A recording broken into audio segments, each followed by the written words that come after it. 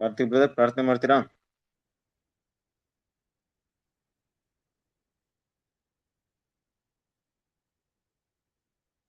Karthik brother ಕೇಳಿಸ್ತಾ ಇದೆಯಾ? ಕೇಳಿಸ್ತಾ ಇದೆ ಬ್ರದರ್. ಕಾರ್ತಿಕ್ ಬ್ರದರ್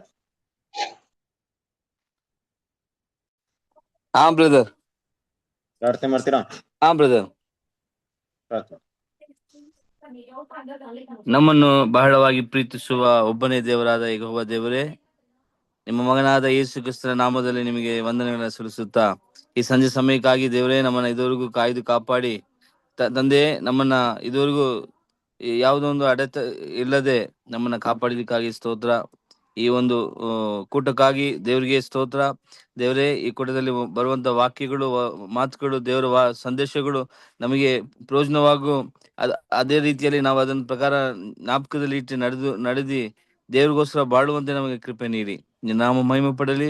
ಬಂದಿರುವಂತ ಒಬ್ಬೊಬ್ಬರನ್ನು ಕೂಡ ಆಶ್ರಯಿಸು. ಇನ್ನು ಬರ್ಬೇಕಿರೋ ಮಕ್ಕಳನ್ನ ಕೂಡ ದೇವರ ವಾಕ್ಯ ಸಂದೇಶವನ್ನು ಕೇಳುವಂತೆ ಬೇಗನೆ ಬರುವಂತೆ ಕೃಪೆ ನೀಡು. ನಿನ್ನ ನಾಮ ಮಹಿಮೆ ಪಡಲಿ. ಮಾತಾಡೋ ಸೋದನ್ನು ಕೂಡ ನೀನು ಆಸ್ವಾದಿಸು, ಬಲಪಡಿಸು. ಯೇಸು ಹೆಸರಿನಲ್ಲಿ ಬೇಡಿ ಹೊಂದಿದ್ದೇವೆ ಪರಲೋಕ ತಂದೆ. ಆಮೇನ್. Thank you. ಕ್ರಿಸ್ತನಲ್ಲಿ ಪ್ರೀತಿಯ ಸಹೋದರ ಸಹೋದರಿಯರೇ, ನಿಮ್ಮೆಲ್ಲರಿಗೂ ತಂದೆಯಾದ ದೇವರಿಂದಲೂ ಕರ್ತನಾದ ಯೇಸು ಕ್ರಿಸ್ತನ ಮೂಲಕ ಕೃಪೆಯು ಶಾಂತಿಯು ಉಂಟಾಗಲಿ. ದೇವರ ಮಹಾಕೃಪೆಯಿಂದ ದೇವರು ನಮಗೆ ಪ್ರತಿದಿನ ಕೂಡ ಸತ್ಯವೇದ ವಾಕ್ಯವನ್ನ, ದೇವರ ಸತ್ಯವನ್ನ ಕೇಳುವಂತ ಅವಕಾಶವನ್ನು ಮಾಡಿಕೊಟ್ಟಿದ್ದಾರೆ. ಇವತ್ತು ಕೂಡ ಎಂದಿನ ಹಾಗೆ ನಮ್ಮ ಒಂದು ಸತ್ಯ ವೇದದ ಒಂದು ಅಧ್ಯಯನ, ನಿನ್ನ ರಾಜ್ಯ ಬಳಿ ಅನ್ನುವಂತ 3ನೇ ಸಂಪುಟದಲ್ಲಿ 6ನೇ ಅಧ್ಯಾಯವನ್ನು ನೋಡ್ತಾ ಇದ್ವಿ. ಸುಗ್ಗಿಯ ಕಾರ್ಯವನ್ನ ಮುಂದುವರಿಸ್ತಾ ಇದ್ವಿ. ಹಾಗಾಗಿ ಲಾಸ್ಟ್ ಟೈಮ್ ನಾವು ಕೆಲವೊಂದು ವಿಷಯಗಳನ್ನ ನೋಡಿದ್ ನಿಮ್ಗೆ ನೆನಪಿರ್ಬೇಕು. ಲಾಸ್ಟ್ ಟೈಮ್ ನೋಡಿದಂತ ವಿಷಯದಲ್ಲಿ ಏನಪ್ಪಾ ನೋಡಿದ್ವಿ ಅಂದ್ರೆ, ಇದಕ್ಕಿಂತ ಮೊದಲು ನಾವು ನೋಡಿದಂತ ವಿಷಯದಲ್ಲಿ 10 ಕಣ್ಣೀರ ಸಾಮ್ಯವನ್ನು ಕೂಡ ನಾವು ನೋಡಿದ್ವಿ. 10 ಕಣ್ಣೀರ ಸಾಮ್ಯ ಅಂತ ಹೇಳಿದಾಗ ಕ್ರಿಸ್ತನ ಪ್ರೀತಿಯ ಸೊರೆ ಬುದ್ಧಿ ಇಲ್ಲ ಕಣ್ಣೀರು ಮತ್ತೆ ಬುದ್ಧಿ ಇಲ್ಲದ ಕಣ್ಣೀರು ಅನ್ನೋ ವಿಷಯವನ್ನ ಅಲ್ಲಿ ಸ್ಪಷ್ಟವಾಗಿ ತಿಳಿಸ್ಕೊಟ್ರು. ಹಾಗೆ ಇನ್ನು ಕೂಡ ಕೆಲವೊಂದು ವಿಷಯಗಳನ್ನ, ಅಂದ್ರೆ ಕ್ರಿಸ್ತನ ಮದರೀತಿಯಾಗಿರುವಂತಹ ಒಂದು ಅವಕಾಶದ ಬಗ್ಗೆ ನಮ್ಗೆ ಸ್ಪಷ್ಟವಾಗಿ ತಿಳಿಸ್ಕೊಡಕ್ಕೆ ಇನ್ನು ಹಲವಾರು ಎಕ್ಸಾಂಪಲ್ಸ್ ನ ಸತ್ಯವೇದದಲ್ಲಿ ಇಟ್ಟಿರೋದನ್ನ ನಾವು ನೋಡಿದ್ವಿ. ನಾವು ಮುಖ್ಯವಾಗಿ ಕೆಲವೊಂದ್ ಕಡೆ ನಮ್ಮನ್ನ ಸಭೆನ ಸೈನಿಕರು ಅಂತ ಕರೆದಿರೋದು, ಕೆಲವೊಂದ್ ಕಡೆ ದ್ರಾಕ್ಷ ಬಳ್ಳಿ ಅಂತ ಕರೆದಿರೋದು, ಮತ್ತೆ ದೇವಾಲಯ ಅಂತ ಕರೆದಿರೋದು. ಈ ರೀತಿ ಹಲವಾರು ವಿಷಯಗಳನ್ನ ನಾವು ನೋಡಿದ್ರು ಕೂಡ ವಿವಾಹ ಉಡುಪಿನ ಪರೀಕ್ಷೆ ಅನ್ನುವಂತ ಒಂದು ಸಾಮ್ಯ, ಆ ಸಾಮ್ಯ ತಗೊಂಡಾಗ ಆ ಸಾಮ್ಯದಲ್ಲಿ ವಿಭಿನ್ನವಾದಂತ ಬೇರೆ ಒಂದು ವಿಷಯವನ್ನ ನಮ್ಗೆ ತಿಳಿಸ್ಕೊಡಕ್ಕೆ ಆ ಒಂದು ಸಾಮ್ಯ ಅಲ್ಲಿ ಉಪಯೋಗ ಮಾಡಿದ್ದಾರೆ. ಮುಖ್ಯವಾಗಿ ಯಾವ ವಿಷಯವನ್ನ ತಿಳಿಸ್ಕೊಡಕ್ಕೆ,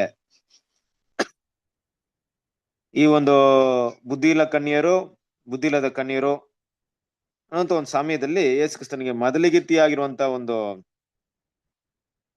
ಅವಕಾಶವನ್ನ ಒಬ್ಬ ದೇವರ ಮಕ್ಕಳು ಎಷ್ಟರ ಮಟ್ಟಿಗೆ ಜ್ಞಾನವನ್ನ, ದೇವರ ಆತ್ಮವನ್ನು ಹೊಂದಿರ್ಬೇಕು, ಹೇಗೆ ಬುದ್ಧಿ ಇಲ್ಲದ ಕಣ್ಣಿನಿಂದ ವಿಭಿನ್ನವಾಗಿರ್ಬೇಕು ಅನ್ನೋ ವಿಷಯವನ್ನ ನಾವು ಅಲ್ಲಿ ಸ್ಟಡಿ ಮಾಡಿದಾಗ, ಈ ವಿವಾಹ ವಸ್ತ್ರದ ಸಾಮ್ಯದಲ್ಲಿ ನಾವು ಬೇರೆ ಒಂದು ವಿಷಯವನ್ನ ನಾವು ನೋಡ್ತೀವಿ ಅಲ್ವಾ. ಆ ವಿವಾಹ ವಸ್ತ್ರದ ಅಂತ ಒಂದು ವಿಷಯ ಬಂದಾಗ ಕ್ರಿಸ್ತನ ಪ್ರೀತಿಯ ಸಹೋದರರೇ, ಮೊದಲಿಂಗನ ವಿವಾಹ ಅದಕ್ಕೆ ಎಲ್ರು ಕರೆಯಲ್ಪಟ್ಟಿರ್ಬೇಕಾದ್ರೆ ಖಂಡಿತವಾಗ್ಲೂ ಅರಸನು ಏನ್ ಮಾಡಿದಾರೆ ಅಂದ್ರೆ ಎಲ್ರಿಗೂ ವಿವಾಹ ವಸ್ತ್ರವನ್ನ ಕೊಟ್ಟಿದ್ದಾರೆ, ಎಲ್ರು ಕೂಡ ಪಡ್ಕೊಂಡಿದ್ದಾರೆ. ಆದ್ರೆ ಯಾರೊಬ್ರು ಹಾಕೊಂಡ್ ಬಂದಿರಲ್ಲ. ಆ ವಿಷಯ ಏನನ್ನ ಸೂಚಿಸ್ತಂದ್ರೆ ಕ್ರಿಸ್ತನ ಪ್ರೀತಿಯ ಸಹೋದರರೇ, ನಿರ್ಲಕ್ಷ್ಯ ಮತ್ತೆ ಆ ಒಂದು ದೇವರ ಕರೆಯಲಿರುವಂತ ಅಲಸ್ಯತೆಯನ್ನ ತೋರಿಸ್ಕೊಡುತ್ತೆ. ಯಾರು ಮುನ್ನೆಚ್ಚರಿಕೆಯಿಂದ ಆ ವಿಷಯವನ್ನ ಮಾಡಲ್ವೋ ಆ ವಿಷಯವನ್ನ ಅಲ್ಲಿ ಮಾಡುತ್ತೆ ಅಂದ್ರೆ ತೋರ್ಸ್ಕೊಡ್ತಾ ಇತ್ತು. ಲಾಸ್ಟ್ ಟೈಮ್ ಕೂಡ ನಾವು ಇದ್ರ ಬಗ್ಗೆ ನಾವು ನೋಡಿದ್ವಿ ಅಲ್ವಾ. ಇನ್ನು ಸ್ಪಷ್ಟವಾಗಿರ್ಬೇಕಾದ್ರೆ ವಿವಾಹ ವಸ್ತ್ರವನ್ನ ಅವರು ಪಡ್ಕೊಂಡಿದ್ರು ಕೂಡ ವಿವಾಹದ ಒಳಗಡೆ ಬರೋರ್ಗೇನಾಗ್ಲಿಲ್ಲ, ಅವ್ರಿಗೆ ಆ ಒಂದು ಪರಿಜ್ಞಾನ ಇರ್ಲಿಲ್ಲ. ಅಂದ್ರೆ ತಾವು ಅದನ್ನ ಹಾಕೊಂಡು ಹೋಗ್ಬೇಕು ಅನ್ನೋಂತ ಒಂದು ವಿಷಯ ಗೊತ್ತಿಲ್ಲದೆ ಅವ್ರಲ್ಲಿಗೆ ಬಂದಿರುವಂತ ವಿಷಯವನ್ನ ಕೂಡ ನಾವು ನೋಡ್ತೀವಿ.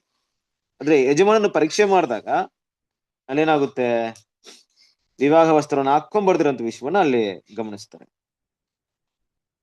ಆಗ ಅವ್ರಿಗೇನಾದ್ರೂ ಒಂದು ಅವಕಾಶ ಇಲ್ದೇ ಇದ್ರು ಪರವಾಗಿಲ್ಲ ಅಂತ ಏನಾದ್ರು ಅವಕಾಶ ಸಿಕ್ತಾ ಅಂತ ನೋಡಿದ್ರೆ ಖಂಡಿತವಾಗ್ಲು ಆ ರೀತಿಯಾದಂತ ಒಂದು ಅವಕಾಶ ಅಲ್ಲಿ ಇರ್ಲಿಲ್ಲ.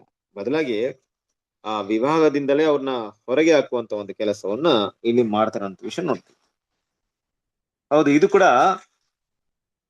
ಯಾರನ್ನ ಸೂಚಿಸ್ತಾ ಇದೆ ಅಂತ ಪ್ರಶ್ನೆ ತಗೊಂಡಾಗ ಕೆಲವೊಂದು ಟೈಮಲ್ಲಿ ನಮ್ಗೆ ಏನ್ ಅನ್ಸುತ್ತೆ ಅಂದ್ರೆ, ವಿವಾಹಕ್ಕೆ ಕರೆಯಲ್ಪಟ್ಟಿರೋರು ಖಂಡಿತ ಸಭೆ ಆಗಿರಕ್ಕೆ ಸಾಧ್ಯತೆ ಇಲ್ಲ. ಯಾಕೆಂದ್ರೆ ಸಭೆ ಮೊದಲಿಗೀತಿ ಆಗ್ಬಿಟ್ಟಿದೆಯಲ್ಲ. ಮೊದಲಿಗೀತಿ ಆಗಿರ್ಬೇಕಾದ್ರೆ ಇಲ್ಲಿ ವಿವಾಹಕ್ಕೆ ಆಗಮಿಸಲ್ಪಟ್ಟವರು ಇದೇ ಸಭೆ ವರ್ಗದವರು ಹೇಗೆ ಆಗಿರಕ್ಕೆ ಸಾಧ್ಯತೆ ಇದೆ?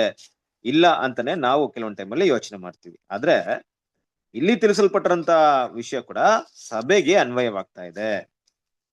ಬೇರೆ ಬೇರೆ ವಿಷಯಗಳಲ್ಲಿ ಬೇರೆ ಬೇರೆ ಒಂದು ಆಂಗಲ್ ಅಲ್ಲಿ ಆ ಗುಣಗಳನ್ನ ಬೆಳೆಸ್ಕೊಳ್ಳೋದಕ್ಕೆ ದೇವರು ಸಭೆಗೆ ಅನೇಕ ಸಾಮ್ಯಗಳ ಮೂಲಕ ಅದನ್ನ ತಿಳಿಸ್ಕೊಡ್ತಾ ಇದ್ದಾರೆ.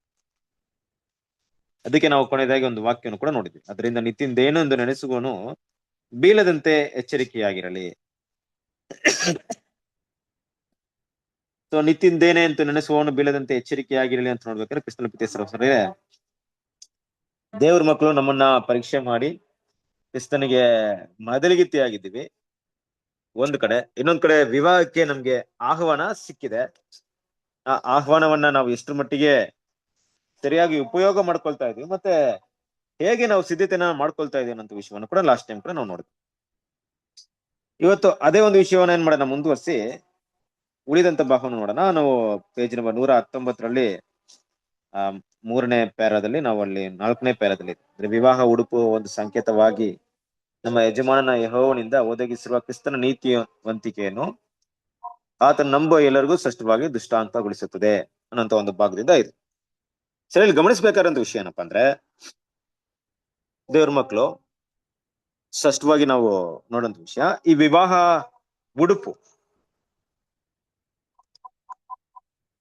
ಉಡುಪು ಅಂದಾಗ ದೇವ್ರ ಮಕ್ಕಳು ನಮಗೆ ಅದು ಕೊಡಲ್ಪಟ್ಟಿದೆ. ವಿವಾಹ ಉಡುಪು ಅದೇ ಈ ಒಂದು ಮಾತಿನ ಹೇಳ್ಬೇಕಾದ್ರೆ ಅದು ತಂದೆಯಾದ ದೇವರಿಂದ ಯೆಹೋವನಿಂದ ನಮಗೆ ಒದಗಿಸಿರುವ ಕ್ರಿಸ್ತನ ನೀತಿವಂತಿಕೆ ಅಂತ ಮಾತಾಡ್ತಾ ಇದ್ದಾರೆ. ಆ ನೀತಿವಂತಿಕೆನ ನಾವು ತಗೊಂಡಿದೀವಿ. ನಮ್ಮಲ್ಲಿ ಯಾವುದೇ ನೀತಿ ಇಲ್ಲ. ಇನ್ನು ಕೂಡ ಹೇಳ್ಬೇಕಾದ್ರೆ ನಾವು ವಸ್ತ್ರವಿಲ್ಲದವರಾಗಿ ನಾವಿದ್ವಿ. ಆದ್ರೆ ದೇವರು ತನ್ನ ಒಬ್ಬನೇ ಮಗನ ಒಂದು ಬಲಿಯ ಮೂಲಕ ನಮ್ಮನ್ಗೆ ವಸ್ತ್ರವನ್ನ ಕೊಟ್ರು. ಆ ವಸ್ತ್ರದ ಹೆಸರು ಏನಪ್ಪಾ ಅಂದ್ರೆ ನೀತಿಯ ವಸ್ತ್ರ. ಕರೆಕ್ಟ್ ಅಲ್ವಾ? ಈ ಪ್ರಪಂಚದಲ್ಲಿ ಮನುಷ್ಯರು ನಮ್ಮನ್ನ ಯಾವ ರೀತಿ ಬೇಕಾದ್ರೆ ನೋಡ್ಬೋದು. ನಾವು ಬಟ್ಟೆ ಹಾಕೊಳ್ಳೋದು ಮನುಷ್ಯರಿಗೋಸ್ಕರ ಅಲ್ವಾ, ಗೌರವವಾಗಿ ನಾವಿರೋದಕ್ಕೋಸ್ಕರ. ದೇವ್ರ ಮುಂದೆ ಏನಿದೆ, ದೇವ್ರ ಮುಂದೆ ಬಟ್ಟೆ ಹಾಕಿದ್ರು ಕೂಡ ಪಾಪದಲ್ಲಿರೋರೆಲ್ಲರೂ ಬಟ್ಟೆ ಇಲ್ದವರೇ ಆಗಿದ್ದಾರೆ. ಯಾಕಂದ್ರೆ ಎಲ್ರು ಪಾಪದಲ್ಲೇ ಇದ್ದಾರೆ.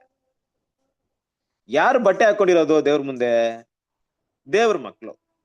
ಯಾವ ರೀತಿ ಅಂದ್ರೆ ದೇವ್ರ ಮಕ್ಕಳಿಗೆ ಕ್ರಿಸ್ತನ ಬಲಿಯ ಮೂಲಕ ನೀತಿವಂತರಾಗುವಂತ ಒಂದು ಅವಕಾಶ ಸಿಗ್ತದೆ. ಅದನ್ನೇ ರೋಮಪುರದವರಿಗೆ 8ನೇ ಅಧ್ಯಾಯ 30ರಿಂದ 34 ವಾಕ್ಯಗಳನ್ನ ಓದೋಣ. ರೋಮಪುರದವರಿಗೆ 8ನೇ ಅಧ್ಯಾಯ 30ರಿಂದ 34. ಮತ್ತು ಯಾರನ್ನು ಮೊದಲು ನೇಮಿಸಿದನೋ ಅವರನ್ನು ಕರೆದನು, ಯಾರನ್ನು ಕರೆದನೋ ಅವರನ್ನು ನೀತಿವಂತರೆಂದು ನಿರ್ಣಯಿಸಿದನು, ಯಾರನ್ನು ನೀತಿವಂತರೆಂದು ನಿರ್ಣಯಿಸಿದನೋ ಅವರನ್ನು ಮಹಿಮೆಯ ಪದವಿಗೆ ಸೇರಿಸಿದನು. ಹಾಗಾದರೆ ಈ ವಿಷಯಗಳಲ್ಲಿ ನಾವು ಏನು ಹೇಳೋಣ? ದೇವರು ನಮ್ಮ ಕಡೆ ಇದ್ದರೆ ನಮ್ಮನ್ನು ಎದುರಿಸುವವರು ಯಾರು? ಸ್ವಂತ ಮಗನನ್ನು ಉಳಿಸಿಕೊಳ್ಳದೆ ಆತನನ್ನು ನಮ್ಮೆಲ್ಲರಿಗೋಸ್ಕರ ಒಪ್ಪಿಸಿಕೊಟ್ಟನಲ್ಲ. ಮಗನನ್ನು ಕೊಟ್ಟ ಮೇಲೆ ಸಮಸ್ತವನ್ನು ನಮಗೆ ದಯಪಾಲಿಸದೇ ಇರುವನೇ? ದೇವರು ಆದುಕೊಂಡವರ ಮೇಲೆ ಯಾರು ತಪ್ಪು ಹೊರಿಸಾರು? ದೇವರೇ ನಮ್ಮನ್ನು ನೀತಿವಂತರೆಂದು ನಿರ್ಣಯಿಸುವವನಾಗಿದ್ದಾನೆ. ಅಪರಾಧಿಗಳೆಂದು ನಿರ್ಣಯಿಸುವವರು ಯಾರು? ಕ್ರಿಸ್ತ ಯೇಸು ಮರಣವನ್ನು ಹೊಂದಿದ್ದಲ್ಲದೆ ಜೀವಿತನಾಗಿ ಎದ್ದು ದೇವರ ಬಲಗಡೆಯಲ್ಲಿದ್ದು ನಮಗೋಸ್ಕರ ಬೇಡುವವನಾಗಿದ್ದಾನೆ. Thank you. ಓಕೆ, ಕ್ರಿಸ್ತನ ಪಿತೇಸರೇ, ಇಲ್ಲಿ ನಾವು ನೋಡುವಂತ ವಿಷಯ ನಮ್ಮೆಲ್ರಿಗೂ ಗೊತ್ತಿರುವಂತ ವಿಷಯ ಅಲ್ವಾ? ಯಾಕಂದ್ರೆ ದೇವರು ನಮ್ಮನ್ನ ಕರೆದ ಮೇಲೆ ಆ ನೀತಿವಂತರೆಂಬ ನಿರ್ಣಯವನ್ನ ನಮ್ಗೆ ಕೊಟ್ಟಿದ್ದಾರೆ. ನಮ್ಮ ಹೃದಯದಲ್ಲಿ ಆ ನಿರ್ಣಯ, ಆ ಮನಸ್ಸು, ನಮ್ಮ ಹೃದಯ ನಮ್ಗೆ ಹೇಳ್ತಿರೋಂತ ವಿಷಯ, ನಾನು ನೀತಿವಂತನು ಅಂತ ಹೇಳುವಂತ ವಿಷಯ ಯಾವುದರ ಮೇಲೆ ಆಧಾರಿತವಾಗಿದೆ ಅಂದ್ರೆ ತನ್ನ ಸ್ವಂತ ಮಗನನ್ನ, ತನ್ನ ಒಬ್ಬನೇ ಮಗನನ್ನ ಕೊಟ್ಟಿದ್ರಿಂದಲೇ ನಾವು ನೀತಿವಂತರಾಗಿದ್ವಿ. ಇದೇ ವಿಷಯವನ್ನ ಈ ಒಂದು ಭಾಗದಲ್ಲಿ ನೀತಿಯ ವಸ್ತ್ರ ಅಂತ ವಿಷಯ ಮಾತಾಡ್ತಾ ಇದ್ದಾರೆ. ನೀತಿಯ ವಸ್ತ್ರವನ್ನು ಏನ್ ಮಾಡಿದ್ದಾರೆ? ಕೊಟ್ಟಿದ್ದಾರೆ.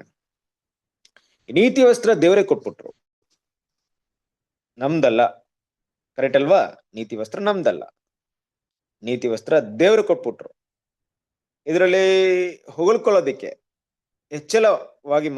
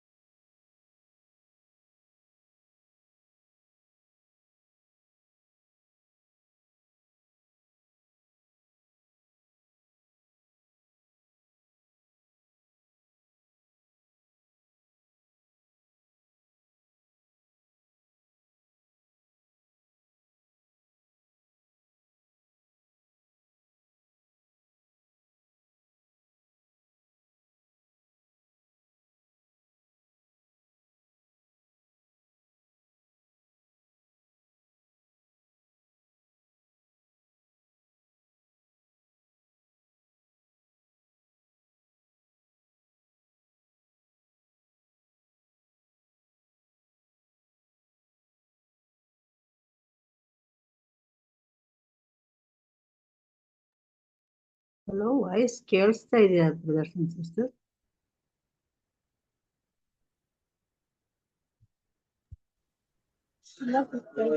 ಕೇಳಿಸ್ತಾ ಇಲ್ಲ ಬ್ರದರ್. ಕೇಳಿಸ್ತಾ ಇಲ್ವಾ? ನಂದೇ ಮಾತ್ರ ಮಿಸ್ಟೇಕ್ಸ್ ಏನೋ ಅಂತ ಕೇಳ್ಕೊಂಡು. ಇಲ್ಲ ಕೇಳಿಸ್ತಾ ಇಲ್ಲ ಸಿಸ್ಟರ್.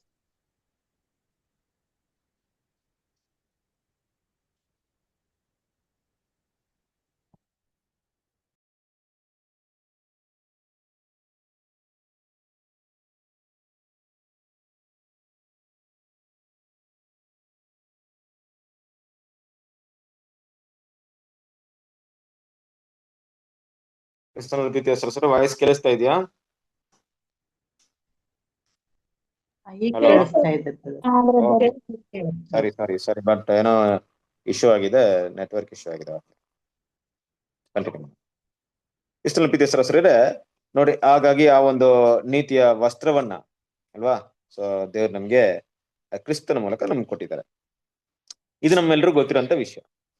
ಈ ಒಂದು ಸಾಮ್ಯದ ಪ್ರಕಾರ ನಾವು ಮಾತಾಡುವಂತ ವಿಷಯ ಏನಪ್ಪಾ ಅಂದ್ರೆ, ಈ ರೀತಿ ಒಂದು ನೀತಿಯ ವಸ್ತ್ರವನ್ನ ದೇವ್ರು ಇಲ್ಲಿ ಕೊಟ್ಟಿರ್ಬೇಕಾದ್ರೆ, ಈ ನೀತಿಯ ವಸ್ತ್ರವನ್ನ ಇಟ್ಟು ನಾವು ಮಾಡ್ಬೇಕಾಗಿರೋಂತ ವಿಷಯವೇನು ಅಂದ್ರೆ, ನಮ್ಮನ್ನ ಮೊದಲಿಗಿತ್ತಿ ಆಗಿರುವಂತ ಕ್ರಿಸ್ತನ ಸಾರೂಪ್ಯ ಆಗುವಂತ ಗುಣಗಳನ್ನ, ಅಂದ್ರೆ ಅಂತಹ ಒಂದು ಕ್ಯಾರೆಕ್ಟರ್ನ ಡೆವಲಪ್ ಮಾಡುವಂತ ಒಂದು ಕೆಲಸ ಯಾರ ಕೈಲಿದೆ? ನಮ್ ಕೈಲಿದೆ ಅಲ್ವಾ? ಇದನ್ನ ಪ್ರಕಟಣೆ 19ನೇ ಅಧ್ಯಾಯ 7ನೇ ವಾಕ್ಯದಲ್ಲಿ ನಾವು ಓದ್ಬಹುದು. ಪ್ರಕಟಣೆ 19ನೇ ಅಧ್ಯಾಯ 7ನೇ ವಾಕ್ಯ ಓದಿ.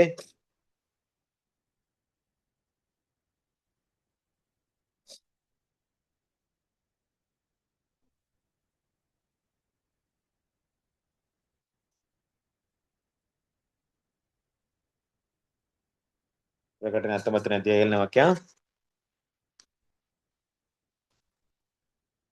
ಯಜ್ಞದ ಕುರಿಯಾದ ಆತನ ವಿವಾಹ ಕಾಲವು ಬಂತು, ಆತನಿಗೆ ವಿವಾಹವಾಗುವ ಕನ್ಯೆ ತನ್ನನ್ನು ಸಿದ್ಧ ಮಾಡಿಕೊಂಡಿದ್ದಾಳೆ.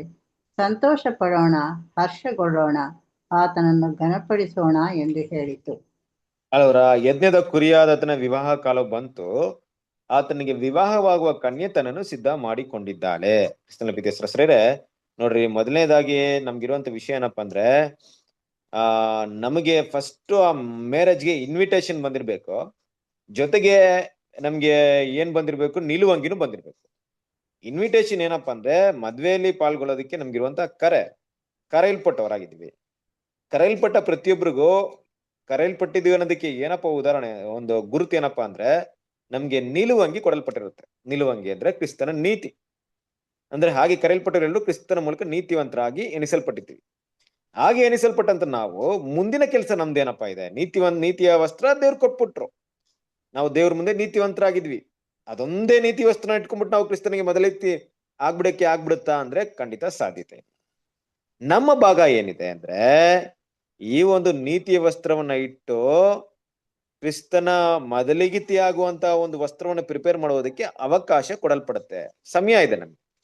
ಅದಕ್ಕೆ ಏನ್ ಮಾಡಿಲ್ಲ, ಈ ಸಮಯದಲ್ಲಿ ಎಂಟ್ರೆನ್ಸ್ ಅಲ್ಲಿ ಬರ್ಬೇಕಾದ್ರೆ ಅದನ್ನ ಚೆಕ್ ಮಾಡಿಲ್ಲ. ಯಾಕಂದ್ರೆ ಎಂಟ್ರೆನ್ಸ್ ಅಲ್ಲಿ ಬರ್ಬೇಕಾದ್ರೆ ಏನ್ ಮಾಡಿದ್ರೆ, ವಿವಾಹ ವಸ್ತ್ರವನ್ನ, ನೀತಿ ವಸ್ತ್ರವನ್ನ ಕೊಟ್ಬಿಟ್ಟಿದ್ದಾರೆ, ತಗೊಳ್ಳಿ ಅನ್ಬಿಟ್ಟು. ಆದ್ರೆ ಹಾಕೊಂಡಿಲ್ಲ ಹೊರಡೆ ಟೈಮ್ ಇರುತ್ತೆ ತಾನೆ. ಹೊರಡೆ ಏನ್ ಟೈಮ್ ಇದೆ? ನೀತಿ ವಸ್ತ್ರ ಹಾಕೊಂಡ್ ಬಂದ್ಮೇಲೆ ನಮ್ಗೇನ್ ಟೈಮ್ ಇದೆ? ದೇವರ ಸತ್ಯ ಸಿಗುತ್ತೆ, ಸಹೋದರ ಐಕ್ಯ ಸಿಗ್ತಾ ಇದೆ, ಪ್ರತಿಯೊಂದು ಸಿಗ್ತಾ ಇದೆಲ್ಲ. ಏನಪ್ಪ ನಮ್ಗೆ ಸಿಗ್ತಾ ಇರೋದಂದ್ರೆ, ನಮ್ಮನ್ನ ಸಿದ್ಧತೆ ಮಾಡ್ಕೊಳಕ್ಕಿರುವಂತ ಒಂದು ಅವಕಾಶಗಳು. ನಮ್ಮ ವಸ್ತ್ರವನ್ನ ಪ್ರಿಪೇರ್ ಮಾಡ್ಕೊಳ್ಳೋದು, ಇನ್ನೂ ಕೂಡ ಕ್ರಿಸ್ತನ ಮೊದಲಿಗಿತಿ ಆಗುವಂತ ರೀತಿಯಲ್ಲಿ ನಮ್ಮನ್ನ ಪ್ರಿಪೇರ್ ಮಾಡ್ಕೊಳ್ಳುವಂತ ಒಂದು ಅವಕಾಶ.